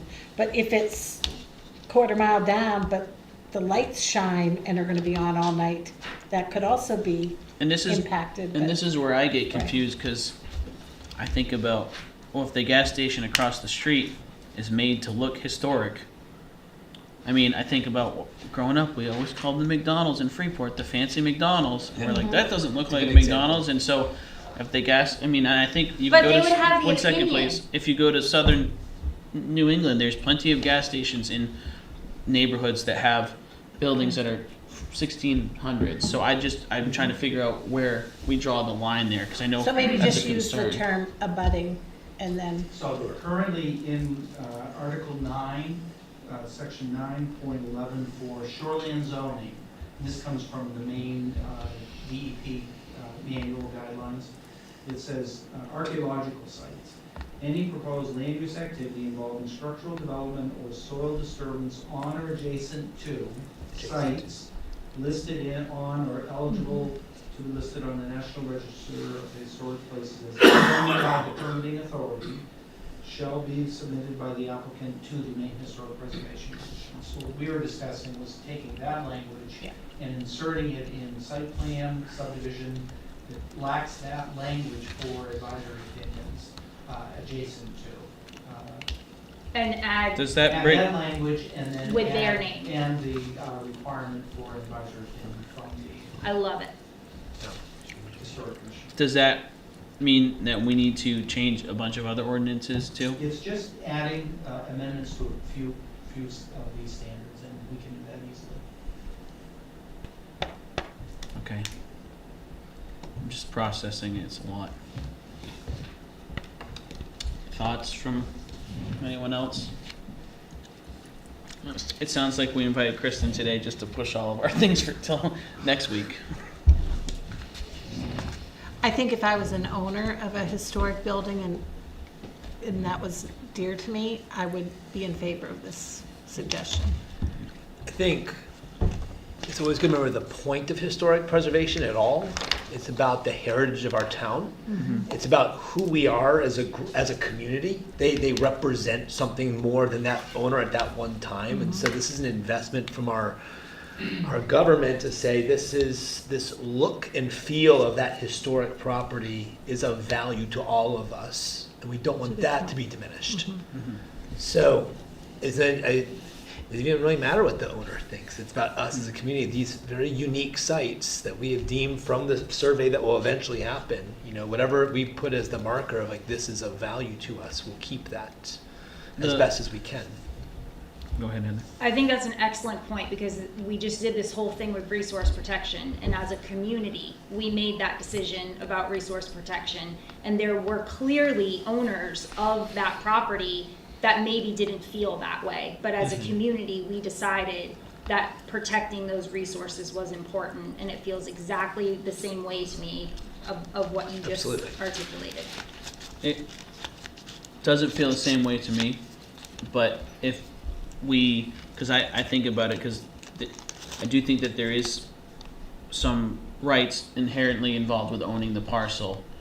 And with the environmental side of things, you're getting into the bigger discussion of clean air, clean water, and agriculture and things like that. So I think that's a little bit different, but I understand the point you're making, so. The line I always say, they don't make them like this anymore, right? True. Once it's gone, it's gone. That's my point. There's that I no keep takesy saying. backsies, right? I just want to make sure we have clearly dictated or clearly delineated what it means to be impacting adjacent, because I just see it as, well, they're not across the lot from me, but they're kitty cornered. And so I now have a bunch more traffic because there's a gas station there and I can hear the pumps and I can smell the gas. I just see this as, without having a delineated set of what applies, it becomes this vortex that's going to cause issues. And that's my hang up on it. I think the verbiage that George went through cleared a little bit more of that up, of that concern.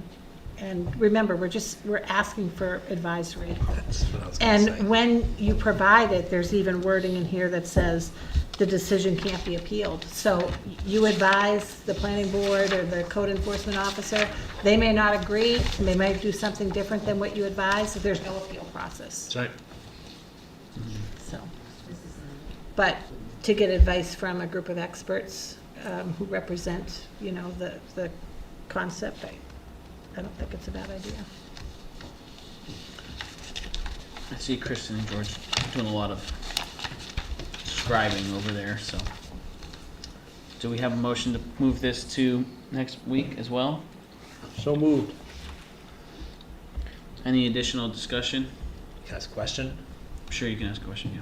What do you seek from the, either, whatever name we're going with here, assuming this is approved, the Historic Commission, what are your next steps to be best supportive of the select board? Well, our intent was to get feedback on this from you all tonight. And so if you can provide us with feedback at our meeting a week from tonight, questions, concerns, things like that, knowing that we have some proposed amendments that we're gonna be discussing, which George and Kristen have put out, would be valuable to me. Can I just change that process just a little, that if they have time to discuss that and get that to us ahead of time, because we're gonna have to vote on this on Tuesday. Yeah. So if they come with opinions on Tuesday, Anytime we ask someone to come give opinions, I'd love it if they email them to us first. right, I'm just saying, we have to vote on a final draft Yeah, on Tuesday we vote on it. yeah. Right, so if they wait till Tuesday to give us their opinion, we're not gonna have a final draft in front of us, but if we get opinion before that. We would have to edit or modify whatever we have in front of us if we wanted to make those changes Right, in real time. so. But okay, if they is that- email them to us, we still have to discuss them in a public venue anyways. My opinion is the window's closed. I mean, we It's had understandable. comments, I understand we had a good discussion. People could add on to this discussion tonight. I think we should take what we said, get it updated, and vote on it with no additional input. I think that's a good point too, Deb. Joe or Because we had a lot to do Josh? before the. If they send us something, I'll review it. If they don't, I won't. But I mean, that's what- basically. To your point, Deb, is a really good one. It's like, we do need to get it done next week, and probably our review next week would be more on the semantics, like we're gonna do with Bess, to make sure that language is added, make sure it reads well, and then approve. Probably not much of a policy debate next week, now that I think about it, because we're just Sure. literally, like, the printer needs it, so.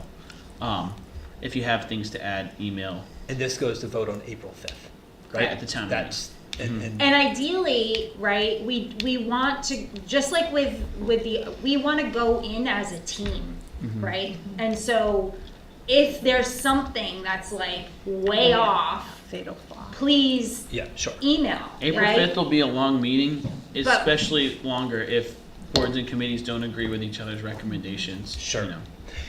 Is there an expectation on April 5th from the Historic District Commission in its official capacity? I think we'll have to deliberate on that. Because I know I can't be there, unfortunately. It's honestly the mine tournament. I can't not be there. Well, for my I mean, team, it's so- also like you could write a statement and one of us could read it also, if we need something. Okay, I guess, I So would at like the- some direction on what Yes. would be required of the commission for April 5th. At the town meeting, it's always open for public comment, and if a member says, I'm speaking on behalf of the commission in favor or opposed, that's more than welcome. So- And if no one feels comfortable publicly speaking, I'm can do it offering written to to read you. the statement. Okay, good. Can I make one comment? Sure. Um, You want to come up, Paula? No, I don't really want to. Okay. I've heard that, you've talked to the other commissions and the planning board. This already went to the planning board because they've already discussed that. I'm trying to really get my head around why we are here tonight to go over this when it's all done. I mean, we What- spent 3 years rewriting. It's not done. We just made edits tonight. I'm not sure she ever saw what we wrote. No, So, she did. I mean, Yeah. I just felt like we were just kind of, okay, you guys are obsessed. So, the comment here is, you all don't feel like you had the opportunity to participate, we asked several times for your former chair to participate. We made aware of the meetings where it was gonna be talked about, nobody showed up. I can't make any of you all come to the meeting and deliberate and speak, and so this was the meeting tonight for that to happen, and if people didn't do it, I apologize, but that's not on us, so. And our legal counsel has reviewed all versions, but just because a version gets written doesn't mean it's legally advisable, so. All right, so the motion on the table is to table this until next week pending the edit that we've all kind of discussed there. And George and Kristen will be able to pull that together. So. With any additional comment coming through an email if you guys want to send something over. Send it as soon as you have it, so. Got it. All right, all in favor of the motion? Any opposition? All right, seeing none? Have we approved any of these drafts yet? No. I'd make a recommendation, though, that we do move new business up and then talk about the budget afterwards. Where are we at on that, Joe? I'll second that. Yeah? Sure. I also move. Are we voting? Sorry, I'm trying to understand, you want has to to move move the new business. New business Move new business. above the budget, okay. Above the budget, yeah, that probably makes more sense. Yeah, you can keep that. All right, so the motion is to move new business to right now. Yes. Is there a second on the motion? A second. Josh seconded. All right, all in favor, or discussion? All in favor? Any opposition? I move that we direct the town manager to pay the $25,620.32 deposit for the Union Church repairs out of, I can't remember what the account is called. That's the Union The Church. Union Church. Yeah. So I make Second. that motion. Second, yeah. All right, any additional discussion? Tia's here tonight. I just would like to ask if she has anything that she'd like to say. I'm just excited it's happening. Yeah. So I just can't wait. So Tia says, see previous email. Yes. Perfect. Yeah, so any additional discussion, just for people watching, they got a quote for deposit on the work that needs to be done. Could you just briefly let folks know what the scope of the work is? Just come on up. Do I need to say here? Yeah, just so we can get a microphone here. Right. Tia Wilson. I actually live in Topsom, but I'm the chair of the Historical Society. They are going to be lifting the Union Church, and they are going to be removing the sill on the, if you're looking at the church, on the bottom right-hand side, they're going to repair the rock, and then the back two corners are going to be repaired, and then the church will be put back down, and the boards will be put back on, and then any damage on the interior from it just shifting From will the be lift. responsible for repairing that, so. Awesome. Yep, Perfect. Do we have any questions for Tia? Awesome, thank you. thank you. All right, so seeing no more questions for Tia, any questions on the motion? All right, seeing none, all in favor? Any opposition? Perfect. So just work with, no problem, work with Jerry to, that'll take care of. All righty. Did you print us another version of the budget tonight, Jerry? There's a packet. We have a budget in Sorry, that. I made a mistake and I grabbed previous Thank you packets. for coming, Thank you. everyone. Thank you. I stacked up improper paperwork. Why, are you hot? No, I'm good. Oh, it's the first time I haven't been Just freezing. want to see what they're, It warmed up. we'll just share. It did, yeah, for sure. All right. So, wait for Joe to get back here, but we'll do, Can I just say something about this? yeah, absolutely. So at our last meeting, I feel like I strongly recommended, encouraged, and we ended up increasing the fund balance amount that's contributed to the budget. And I've had further thought based on budget committee input and I'm going to support it, but I know that there was talk at the budget committee to increase that amount. But I want us all to remember, the budget committee, to know we have the revaluation coming, right? And we've all seen what happened in Brunswick, what's going to happen in Auburn, and we are way beyond them in terms of how far behind we are, because we're required to do this every 10 years, and it's been 2008. Right, so it'll be Almost 20. 20 years by the time it changes. My You know, we're already losing money on our homestead exemption, and I'm expecting the value of my house to at least double. Probably every house that's Newer construction. 2015 or earlier is going to double. And so, I Thank was you. really prepared to come in and say, I think we gotta lower this. After hearing last night, I disagreed with a lot of what the budget committee said about some of the cuts and a whole bunch of other stuff. So I'm not gonna say that, but I think that is something that we have to keep in mind in future years to be prepared, because there's going to be a drain on that fund balance when this comes to make people happy. Otherwise, there is going to be a revolution. Yeah, Josh, I think your point here is, and I think one thing that Joe brought up about the fund balance at one point was it's the pay me now versus pay me later mindset.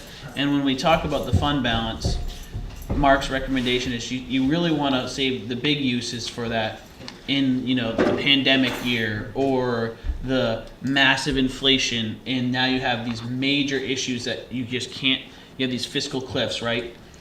And I'm more comfortable with us being mindful of the reevaluation, because like you said, we know that like about a third of people's value is going to stay the same, a third's going to go down, and a third's going to increase. I'm seeing the prices that houses are going for around me. I expect my house to double or triple in value. That's going to be a big increase for other people as well. I think for the third that it increases, it's going to increase a lot.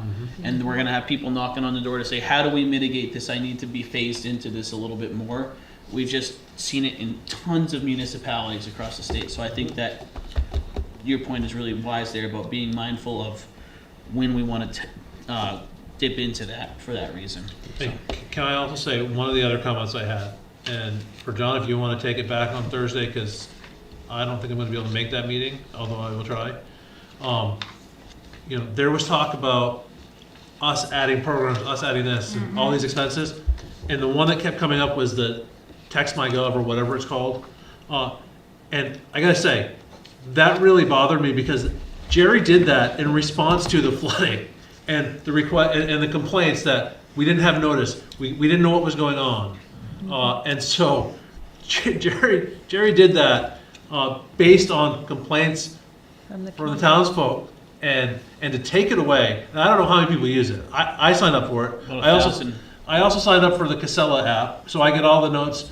We're coming tomorrow, or we're not coming.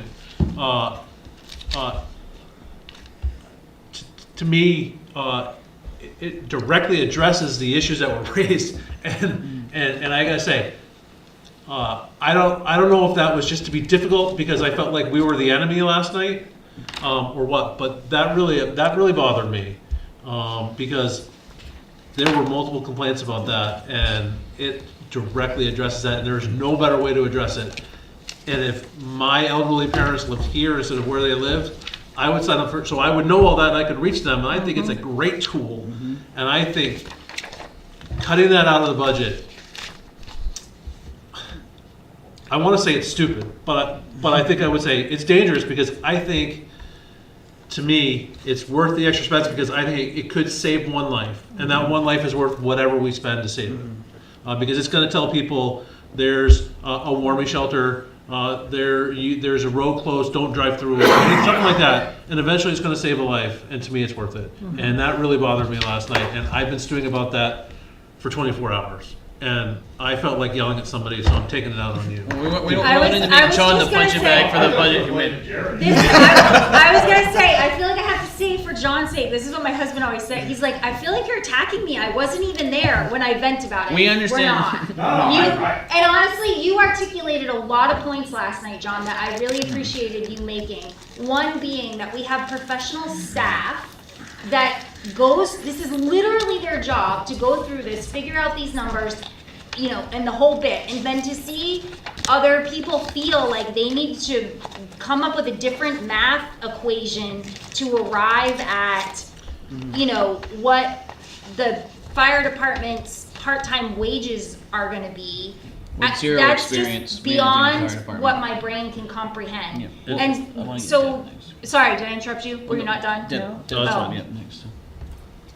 Okay, I have more when it's my Yeah, turn Deb, again. you- Well, what I was gonna say is, I'm sure the other 8 people are listening, because they Yeah. all put a lot of work into it, so. Which I their- appreciate, their- I just- Their feelings are, I didn't agree with all, but I don't speak for them. Of But course. I will tell you that the other 8 members are, I'm sure, listening and probably getting people to vote against me as we speak, but, It felt like we were being attacked, and we're trying to do what we think is best for people. Yeah. I have a lot of comments on it, but I want to give you a chance, Deb. I would just reiterate what Josh said on the Text MyGov tool, if that's what it's called. I vehemently opposed of eliminating that. Yeah. Well, Or, so- and also a comment on the HR professional. I mean, we need an HR professional. I don't know, there's comments surrounding that. I think that Yeah, I have some comments here. the finance consultant that we have proves that if you're a professional in a certain field, the community benefits. We all benefit. And we are filling gaps that our town has had that, Jerry Jerry's helped identify. identified, that, like, literally He his didn't plan job, that, doing right. his job. Right. So, there's an element of trust, a trust factor that comes into play with all of this. But this is why we probably have a budget committee, so there can be some back and forth. But we directed Jerry and his staff to come in as bare bones as possible. And They did that. and I really feel that you did that. And so I'm also not only opposed to eliminating Text MyGov, but I am vehemently in favor of an HR professional and paying that price. I think the town will benefit completely. So and what I'm saying is that, the vote is done in terms of the dollar amounts from the budget committee. Yeah. And so one of the questions I'll have is, what do you want from us to make sure that we transfer the information? And if you're gonna come up with articles tonight, I'm happy to take the article, and we can handwrite in, select board recommends X, budget committee agrees. we already got it all written up Yeah. here. So, Yeah. my thought process on the budget cycle last night, and one thing I think that's important is that, I don't think a lot of thought was put into some of the changes. So when you take a budget and you say, just add 3% because inflation's 3.5%, and the comment was, well, why did we take off half a percentage? And the answer was, well, because we're absorbing a half a percentage of personnel increase because of the Family Medical Leave Act. That's not how math works. You can't take a half a percentage off of an entire general government line to make up for a half percentage increase on one line within that budget, especially because that doesn't even address the staff members' 0.5%, because that's addressing each subsequent department. So by saying I'm going to reduce the entire general government by a half a percentage because of a $6,000 increase that's being occurred across 3 departments, factually is inaccurate. And so we can't give credence to, well, that's what I said, so it's a well thought out fact. It's just not a fact. And that's one thing I want to address with that right now. So that's factually inaccurate. Also, the idea that we can budget off of, let's take last year's actuals and add 3.5%. We handed the budget sheet over to this budget committee, and they can go through into the general government budget right now, and I hope they do as they're watching, and they can take a look. Why did that come in above the 3.5% of expected inflation? There are several reasons why. Our HR services are something that we're exploring. Insurance premiums went up 9%, so you can't just say, well, it should only go up by a factor of inflation when it goes up 9%. We have staff who are taking family insurance now that weren't taking insurance prior. We had a change in staffing, so we now have people who have to take different benefits that they're entitled to and that we need to budget to. Our IT services dropped us because they no longer offer IT services at the payment rate that we were utilizing, so we had to absorb the market increase for that, and since it was neglected by previous administrations, we now have to bear more than a 3.5% increase. So the idea to have zero experience and zero knowledge on how a municipal government runs and have zero experience on how to run an agency or a program and then arbitrarily say, well, it should only go up 3%, it's just ludicrous. And the idea to say, well, I've done the math and I don't think this is how much it should cost for 12-hour per diem. The guy who came up with this number has been a fire chief here for a half dozen years almost at this point. He has almost 30 years of experience prior to that. If you had a question about that, you could have asked it and said, where did this number come from? And what chief would have told you is, well, sometimes it's an EMT, sometimes it's an advanced EMT, and sometimes it's a paramedic who responds to this. And so when they sign up for that, that has a differential there. And so that's built into that. To propose that we can accept only a 3% increase on staffing costs for our firefighters when we know that minimum wages increased 3.5%, it will increase again by a factor of inflation in 2025 during this budget cycle. Again, it's just ludicrous to disregard the actual facts and just go off of, I feel like I want this to be this number. And so that's one thing that since I'm ranting here about that, because that's why I'm saying, I am not willing to make any changes on this budget as we have already approved it based off of anything I heard from the budget committee, because I did not hear any factually accurate data from the budget committee at the last meeting. And so for that reason, I'm fine with adopting this budget completely as is and just moving on from it. I would like to say a couple of things. One is, having worked with a bunch of them, I think they are truly dedicated to doing it, and I think I would agree that they put a lot of work into, because we've had discussions about it. The second thing, this is just a general comment, it's not about anybody personal on the select board or the budget committee. He may just need to lower the temperature of our discussions a little bit. You know, and watch the, you know, I'm the worst guy out there. Because there was only one committee yelling at people last night, and it wasn't the select board. I think when this process is over this year,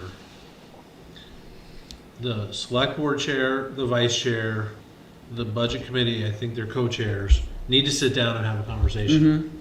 Because I agree with John that people work their tails off on here, the town, and I could go on. Like, I think everybody that works for this town could probably go to one of our neighboring towns and get paid more, but they're here out of loyalty, and that's something you can't put a value on, because you know we need the people. But I think we need to sit down and have a conversation, because there were things like not having these articles. We can't give you we can't give the budget committee articles if we haven't had our final vote on it. So there's nothing for us to present to them as this is what we're presenting to the town. And that was just a huge area where things got out of control. But I think it's something that people ended up understanding. And so I think there has to be again, I will say it again. I felt like sitting there and seeing an email that was directed at a comment that you and Jerry made last night. I didn't think it was appropriate. I mean, did it bother me? No. Did I think it was appropriate for people to send like that? Absolutely. And there needs to be some sense of decorum, and we need to stop looking at each other as mortal enemies and say, we're presenting this. Your job is to come in and say these numbers are correct or they're not correct. And we agree or don't agree, whatever. But there needs to be a sense of decorum, and that was missing last night. That was missing in the emails today. And again, these aren't comments directed at you. No. And it hasn't just been the budget committee. I think there have been some from other committees that have been directed at us that are just blatantly wrong and disrespectful. And you can say that, but I think there needs to be more decorum in this, because I do think that we need to be above that. Yep. So I agree, but I also just want to say, just because someone puts a lot of time into something doesn't mean they're doing it right either. I agree with that, but Jerry? I just make a comment. I don't doubt that the budget committee has worked hard, and if they discussed it, where are they discussing it if it's not in an open meeting? That would be my comment. Well, I think it has been. I mean, you know, we've had those discussions. And well, there's also I'm not here to defend the budget, or, you know, the budget committee. And there's also a matter of a quorum of them remaining in the room after the meeting ends and everyone leaves and having additional discussions. That's problematic as well. I think we gotta go. Heather? I would just like to say that things that I heard last night that I also feel like were not accurate statements. The town voted to go to a town manager form of government. We hired a town manager based on a vote that the town voted to go to a town manager form of government. Whether people choose to, it's like if this board, right, we had a vote tonight where 4 of us agreed on something and Joe went the other way. Joe doesn't get to now go and talk about his position because we're a board. As a community, we went to a town manager form of government with a vote to do that. We hired Jerry, we hired a town manager to do a job, and he has done his job, and he's done his job very well. And so to be a person, even, you know, and not everybody has to agree with what I'm saying, but I take what the professionals in the room say as the information and the way to make an informed vote, right? So what Jerry's telling us, what Mark is telling us, what Chief is telling us, what Calvin is telling us, I have no idea how much salt it takes to salt the roads or how much that salt costs. That's Calvin's job. He's the professional. And why would I not take his word for it? And why would I try to say, I think you can do that with less salt? That's not my job. Calvin is the professional, right? And I'm using that as an example.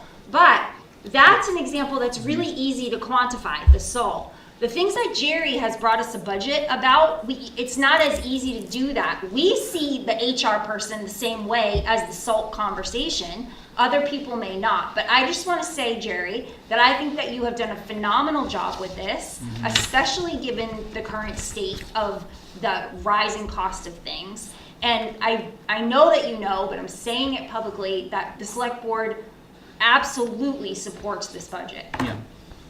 Thank you. Joe? Yeah, no, I was just gonna say the same thing. Jerry, I was a new select board member that year, and when we hired Jerry, and I was in charge of the actual effort by committee members and the public to hire Jerry, and he's done every single thing that we wanted him to do and what we brought him in to do.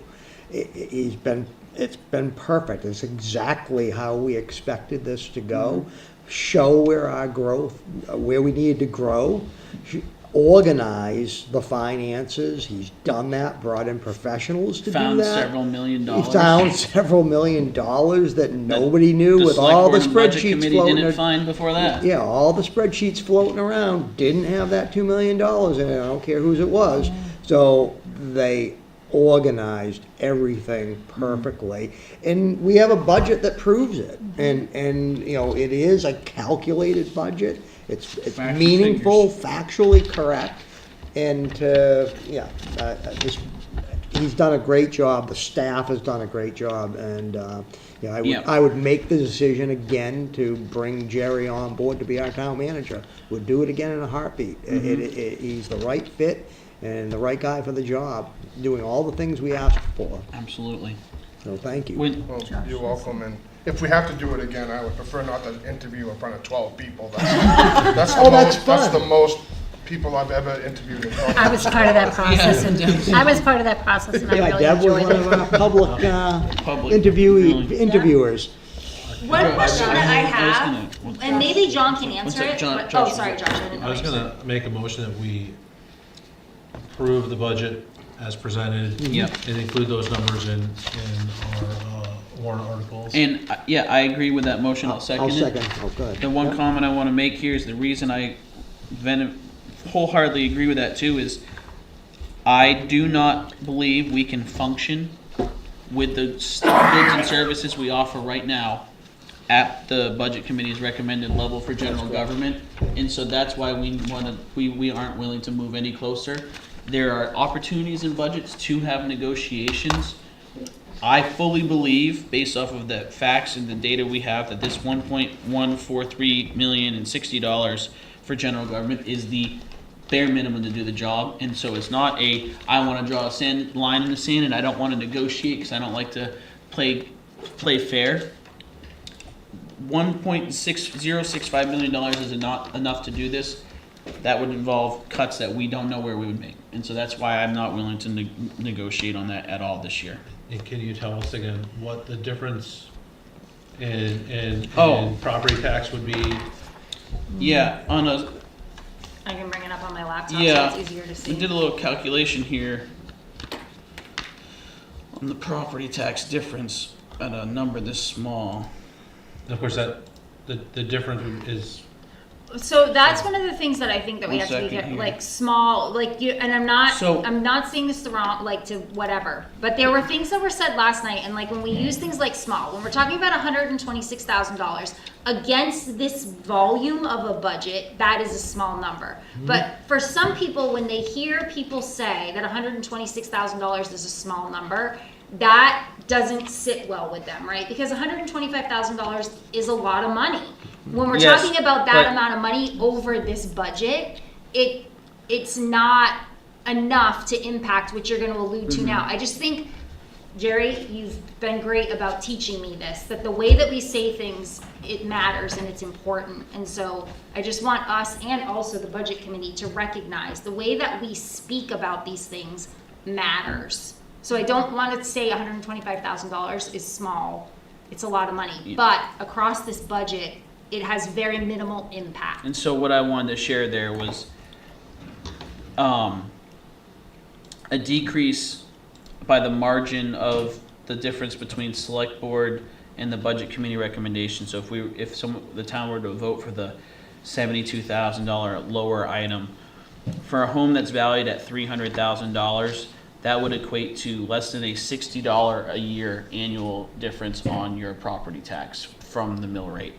And so for less than $60 savings, you would be giving up services that protect us from liability, like things like our legal services and our communication services and things like that. And so that's on a $300,000 home, you're talking a monthly difference of less than $5 a month. And so that just brings it into perspective. Because as we brought up time and time again, our municipal spending is a very proportionately smaller portion of our budget because the school and the county are the vast majority of it. And so a 0.5% decrease in that budget line has very little impact. And I understand that every dollar matters, but then you start asking yourself, what am I giving up for those few dollars that I'm saving? And so, that all said, what If we we have in vote front right of us now, here. am I allowed to ask a question about something that, like, I can ask it in my member report if that's more appropriate? So we have the motion to approve the budget now, and then if we say we're not making any changes, we're gonna go into the motions on the warrant articles. So this is just to approve the budget, and then we can talk about the warrant articles. Is your question on the budget? or on the motion to My approve question, it? and I don't know if John can answer it or not, but I think it's important for us to understand. It was said multiple times last night that we're introducing new services that have not yet been voted on by the community. And I have two things about that. One, that's exactly what this budget is doing, right? Putting that in front of the voters. And number two, other than the Text My Gov, what other, and maybe the HR person, what are the other services that we have introduced? You don't have to answer if you don't know, and it's okay if you Well, I don't don't know. want to speak for them. Right. The two that you mentioned are, to me, their new service. Yeah, the Right, $28,000. and so is there something other than those things? It made it seem like there was a ton, and I just am, I literally am like, what, I can't think of anything else other So than the HR the only consultant and the changes- Text My Gov. I would have included in how I took the comments last night, the increase in IT expenditures. It wasn't an Which- option. Well, I understand that. I understand that, but that's kind of how I took, I would have included those three things to answer your question. Yeah, Okay. so the IT line has increased because the cost of IT has increased. And Right. so a lot of these things aren't subject to just that 3% interest rate. You know, when we need a new server because it's 12 years old, we need a new server. When we call up our IT services, which Jerry reported on in this meeting, and we ask them to provide a service, and they say, never mind, we're not working with the town of Durham anymore because they don't provide services at that price level anymore, we have to go find it. And we can't go find it at the same rate that it used to cost. And so it's not a new service. The same service is costing more money. And that's what this budget is a reflection of. If we want to say that the communication is a new service, that's an $8,000 budget line for communication. You can argue that the expectation from our community, which we heard loud and clear, is that we can communicate with them even without power, and that's what is required to provide that service. Our legal services are more expensive than they were in the past because, frankly, our legal services were inadequate in the past, and we have now got more adequate legal services. And the expectation is the town has adequate legal services, and our human resources services, the expectation is that those are provided for the community, and we need to get additional capacity brought in. And so just the two items, the text.my.gov and the new HR help is $28,000. So a $72,000 reduction is not reflective of trying to remove those supposed new services. So it doesn't even add up that way either.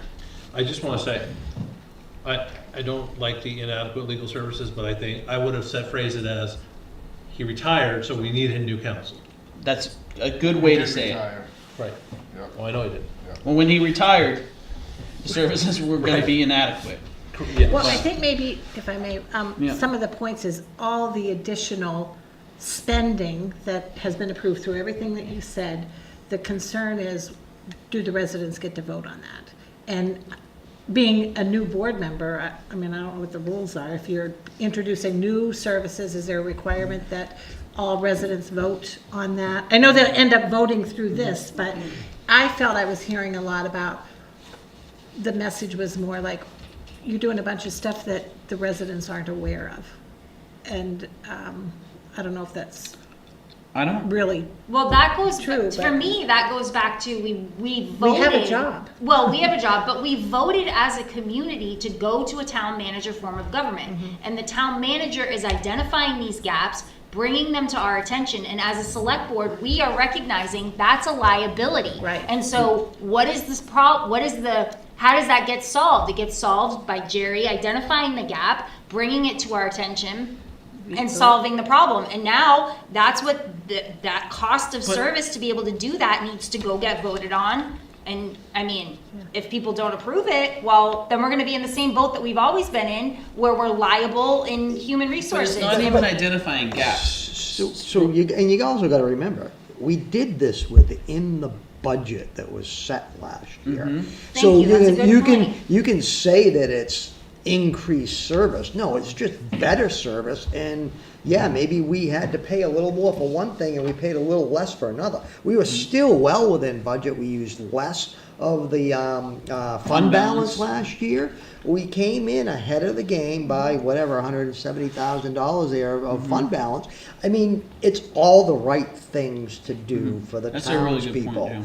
yeah. You know, it's a no-brainer. So yeah, all the statements about we're adding extra services and adding this, there is no addition here. Zero addition. We saved money actually by doing it this way. So Yeah. they don't want to use the text messaging thing. Well, all for it. But I heard last night, transparency. Well, that's what the text messaging gets you. It gets you those messages. The website being better gets you the transparency. This is what everybody's been complaining about. So it went totally against what the goal of the town is and why we're moving in this direction. I didn't quite get the whole attitude of it either. Into both of your points, because you were saying like Jerry's identifying gaps, and Joe, what you're saying is it's not a gap. It's the service that you asked for, and the cost of doing that business has changed. And we put out, it's at all of our meetings. We got what, 6 quotes for IT services when it went out. We had a robust discussion on it. you know, people gave us a very hard time for not having a town building with a operating generator, so we went and got that generator. We made, that discussion was spread over multiple meetings so people could come and participate. We got a grant for it. We were able to get the proper size. Like, it's not a gap, it's just providing the services. Like, things cost more money. It's really, a lot of it's lowering the risk of liability. Right. Right, because if we get a harassment case between two employees, we get a failed drug test, I don't know what to do, right? I have to call somebody to say, and this stuff is confidential, I just can't call anybody. I mean, I just can't ask staff, I can't go to you folks, I need somebody that's gonna keep the town out of hot water and pain. And the conversation around the fact that you should know, that you should, I just think that's not what you should know. What you should know is how to solve that problem and who to call to do it. Exactly. Perfect example, just today, Jerry got an email from another municipality our size asking, could you give us could you respond with how much your HR staff person and HR director and financial director are responding to? We need to know about towns that have 3,000 to 5,000 people, what they're paying those staff. We don't have those staff. I did a little market analysis here of the regional town managers. When you start looking at it, you see if a town manager has HR services listed in this survey as to something that they provide, they also have an assistant town manager and an administrative assistant who handle two different things. If the town manager doesn't have HR services after their town as part of their title, that is directed to an HR professional at their town, or a lot of towns of our size municipality will hire that out as a contract. That's why those contracts exist. So the idea that Jerry needs to be a certified public accountant, an HR professional, and a lawyer, a road commissioner, and a fire chief is just not a realistic one, you know? And so there's no issues here from us to you, Jerry. Appreciate that.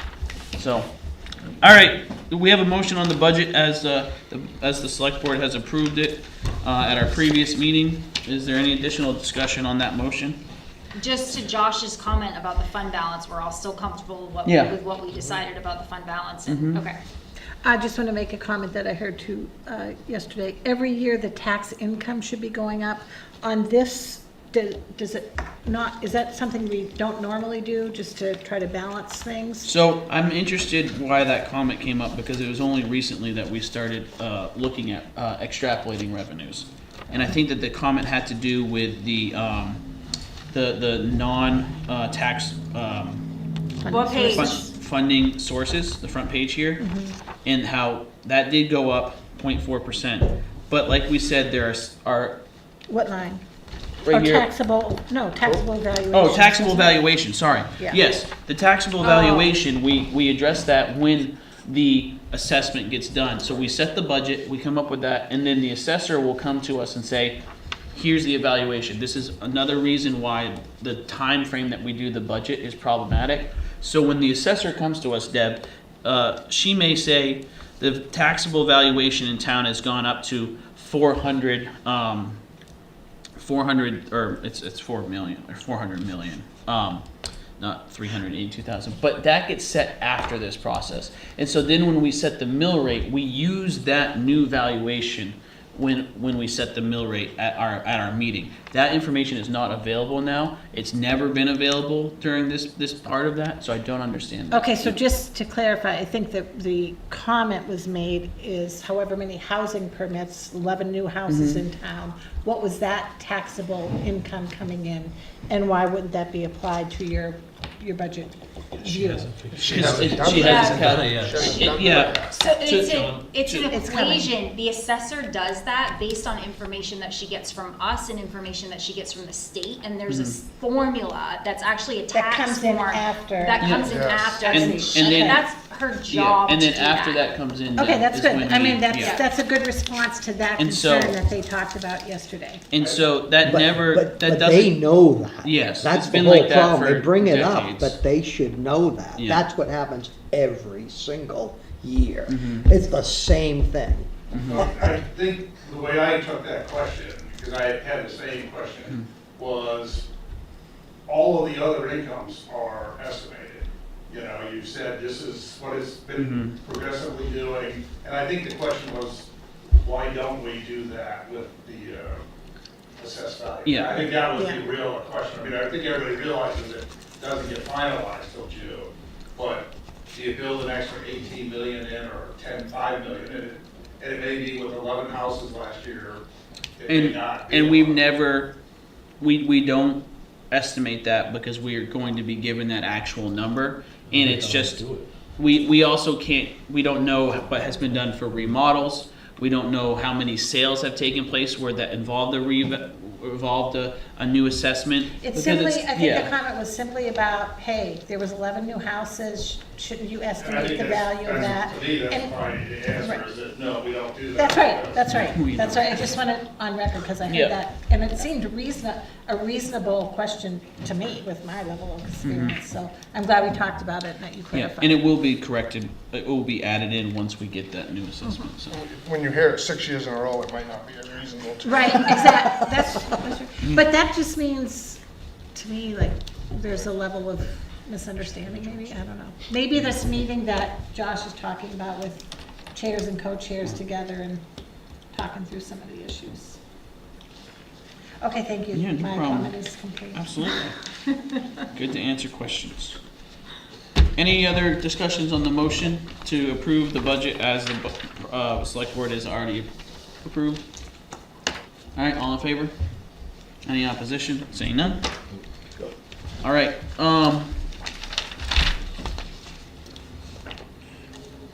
John, I know we were looking at the camera, but it looked like we were looking at you. You weren't the intended to be the punching back there. Yeah. I'm not losing sleep over it. All right, so the next thing here is we are going to take a look at the Warrant article. fiscal year 2026 Durham Town warrant articles for approval of the draft, so that the budget committee can have these. They've already approved their dollar amounts, but they want to Can I approve the just- language. Well, they want this for their meeting on Thursday. So I wanted you all, so I whipped this together. Some of it was done, some of it wasn't. So you all would have a view of it, you know? But you really can't do anything with it because it wasn't on the agenda to review the warrant. I So, thought Kristen said we could bring up new business. well, I suppose Well, you could. if I you- don't think, I mean, to me, I don't think we need to vote on it, but I think this accurately depicts what we discussed last night, what we voted on tonight. Yeah, So I have no problem with you sharing this draft with them, because apparently it was very important. And Right. I think that what they want to do is comment that,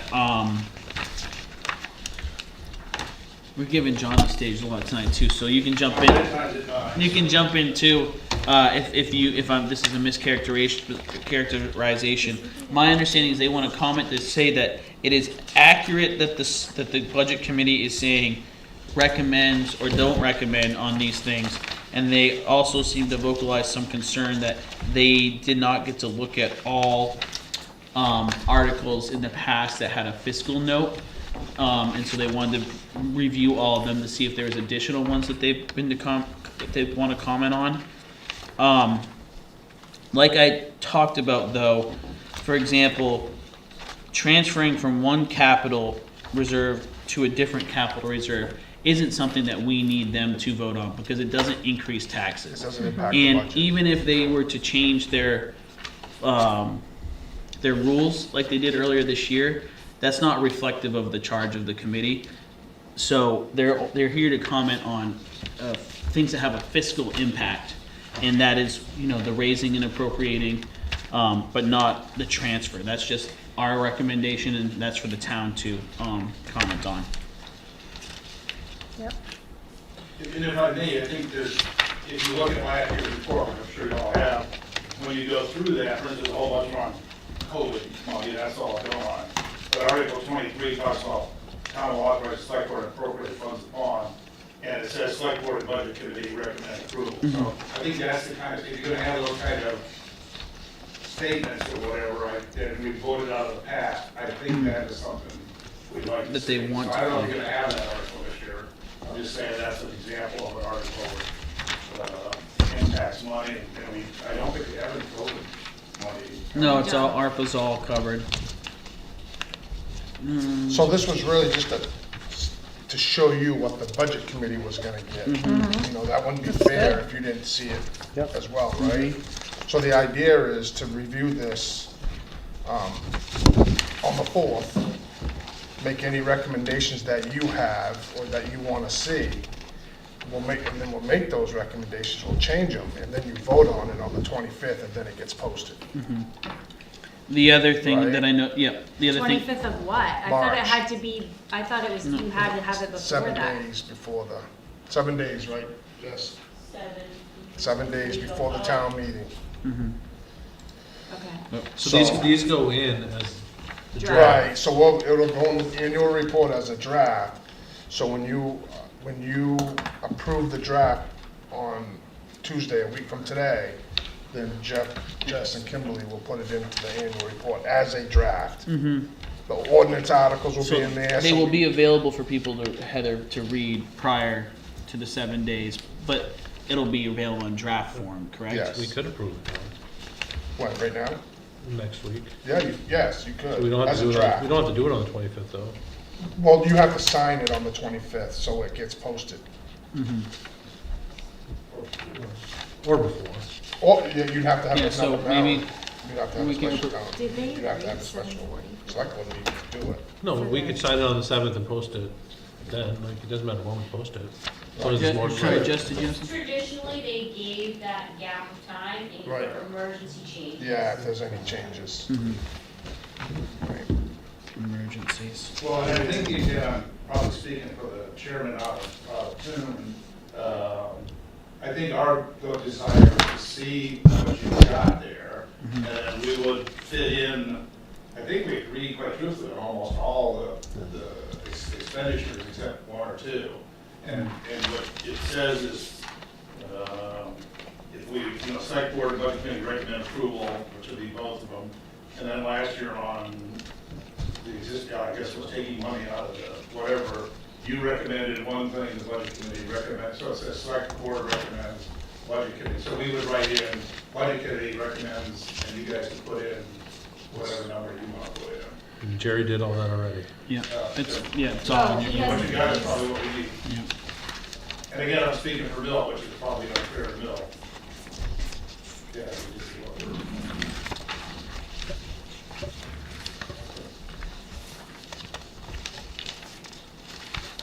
And I believe that's my interpretation, of what we said.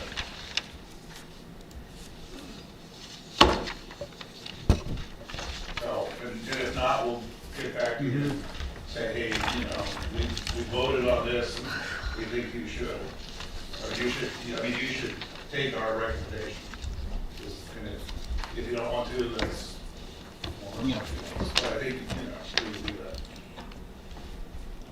Alrighty, so yeah, if you wanna send this over to them, it looks accurate to me. Okay. So does that work? for Yeah, the everyone budget else? articles are definitely. The budget articles, yeah. Can reflect what they.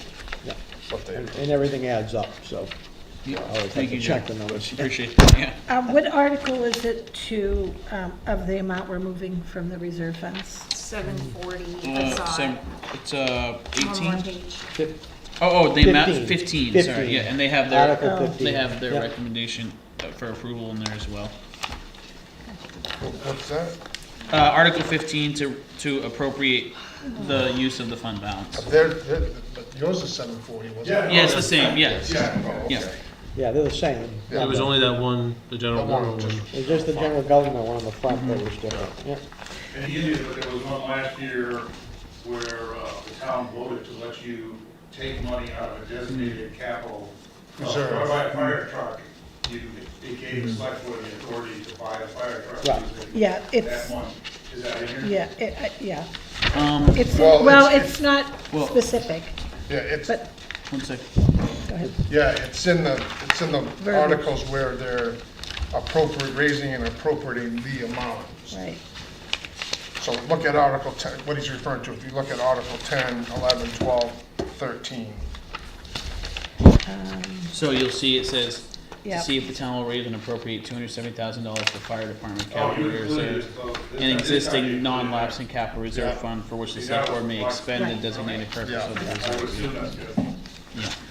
Yeah, that's good. That's what the attorneys said. Yeah, and Jen, we've got some, Right.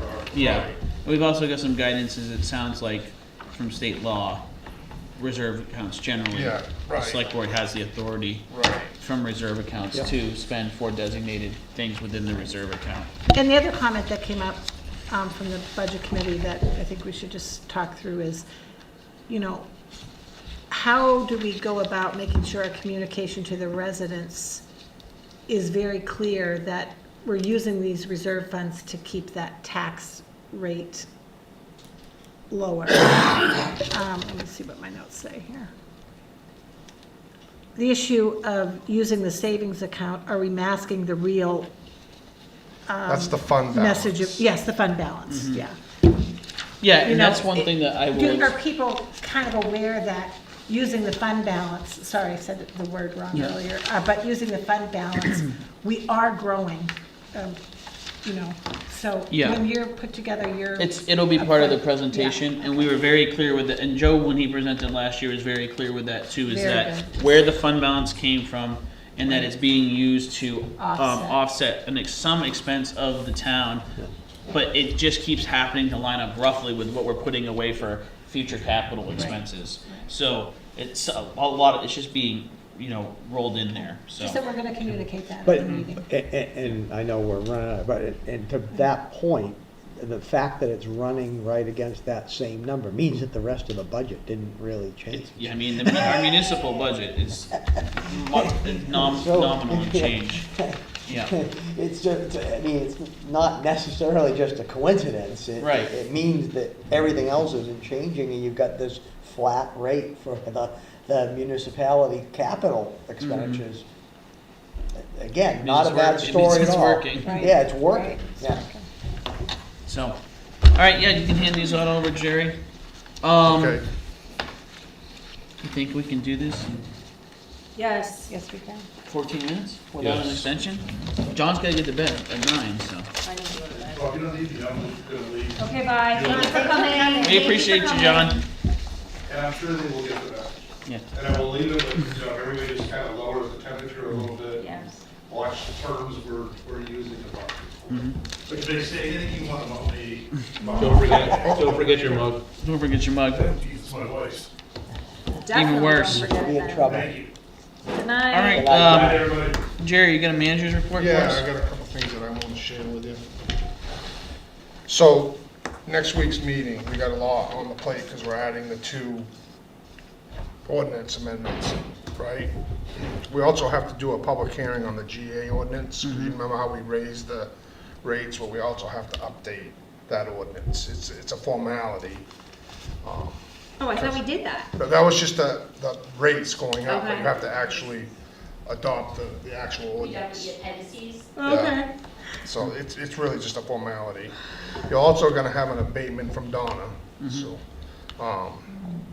and then the first draft of the warrant that you'll say, okay, that we can put in the And- annual report. So that's when you're gonna wanna, I mean, you have it now, you all can look at the articles to make sure you like how they're written and stuff, so. So there's a lot, on next week, just to keep it going, okay? So that, remember that little trifold printer that you all did, that kind of explained? Yep. That went to the printer this week, we should be picking them up. For the reeval? Yes, Yep. for how how the fiscal year Sorry, changes fiscal your year, taxes. sorry, yes. So that's in the printer right now as we speak, we'll pick them up either tomorrow or Thursday. depending And on when they- will that go on the website?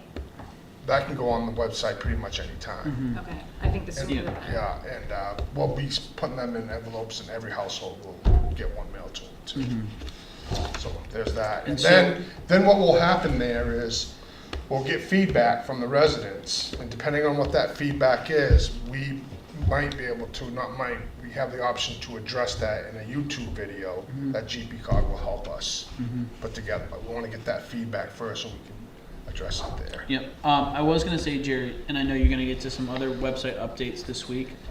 I think it would be really great if after the updates take place, not only does it all that information go in the news blast, but a text does go out on my Text My Gov to say all of this information has been added to the website for your edification or whatever. Because I just figure multiple communications to say, you're getting mailed some of it, you're getting emailed some of it, it's on the website, Yeah. here's your text message, please check the website, check your mailbox, talk to your friends, call the select board, meet with the manager, it's out there.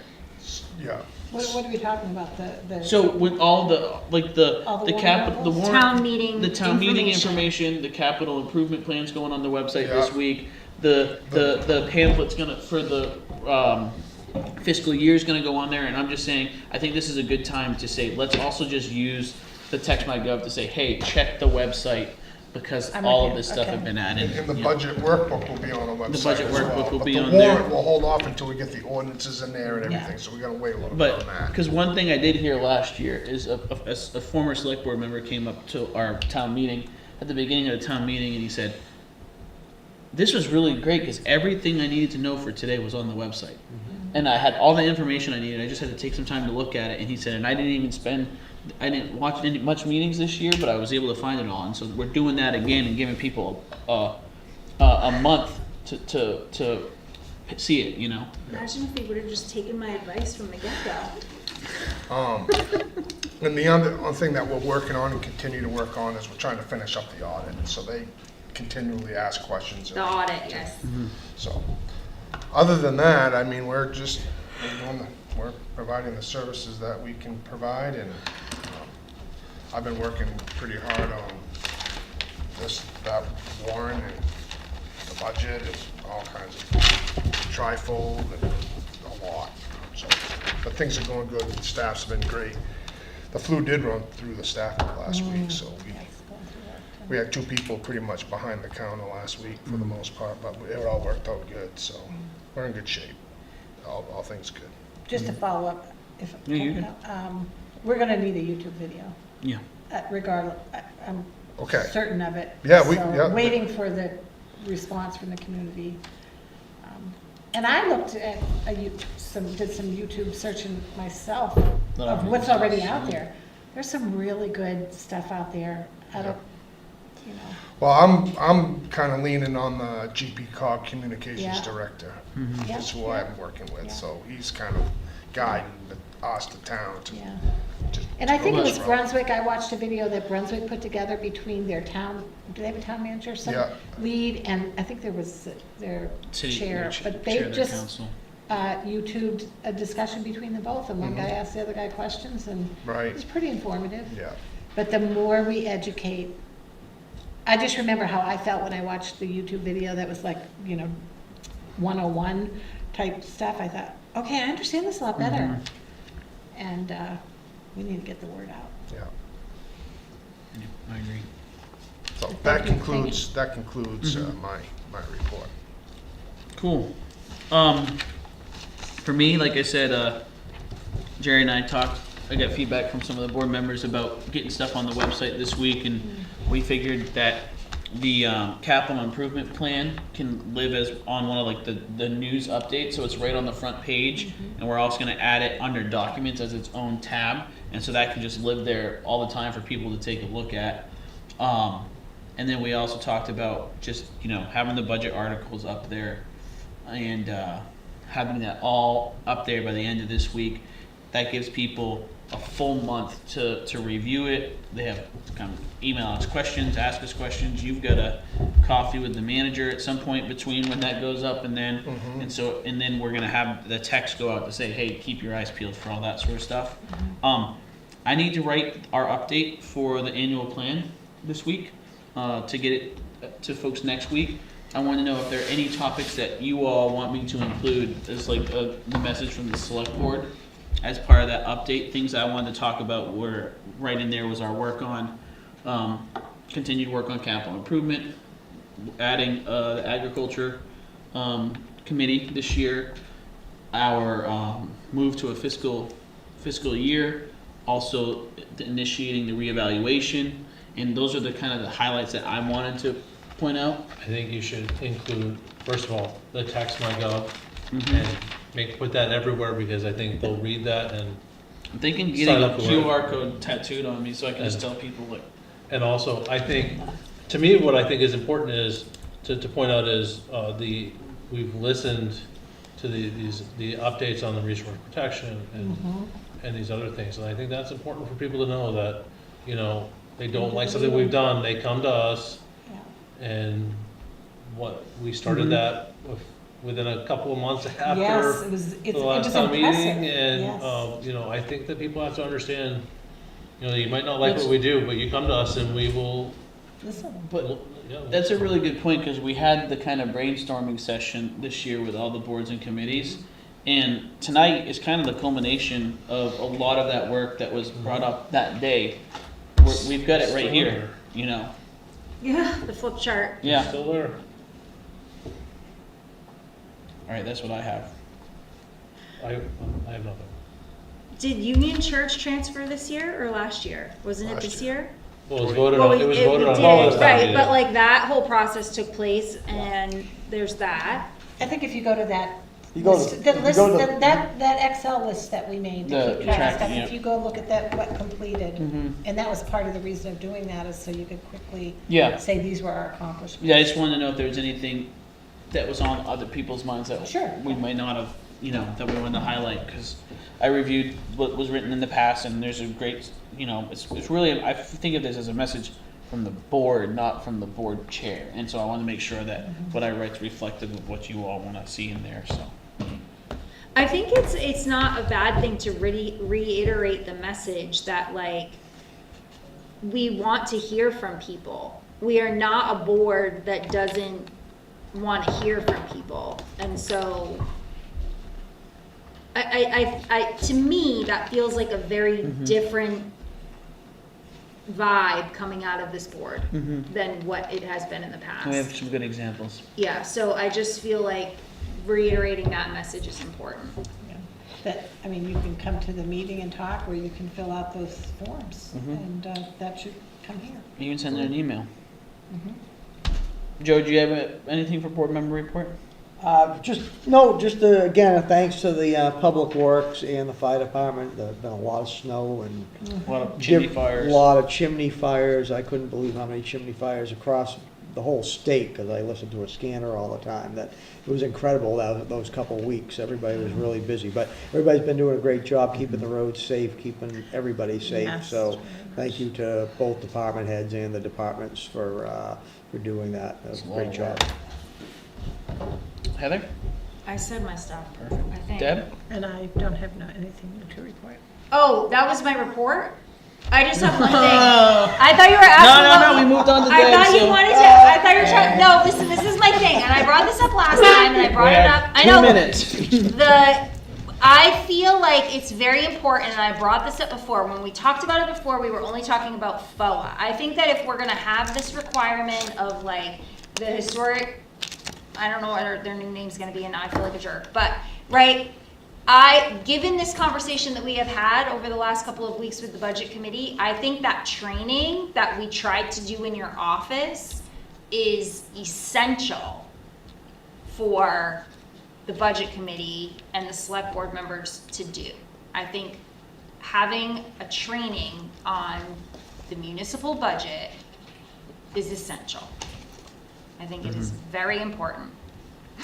Yeah, and I think that's something we can explore next year for a GP-COG workshop, because Yeah. they'll do one free workshop a year, Yeah. and it could be, what's municipal budgeting, you know? And what's the goal, right? But- Like, the goal of the municipal budget is to provide services to the town, to protect the health, safety, tell me, well-being, Welfare. welfare. I know, I'm talking about, right? And I just think that needs to happen. Okay, I'm done. I move we accept the consent agenda. Second. Any discussion? All right, all in favor? Any opposition? Seeing none? I'm gonna slowly make a motion so we can use our last 40 seconds. No, I'm just kidding. Upcoming meetings are select board, next week, which is different than normal. Planning board on the 5th of next week. Agriculture committee's on the 5th as well. Solid Waste Committee on the 10th, Select Board meeting then on the 25th, and not on here is the Budget Committee's meeting on Thursday of this week. Do we need an executive session?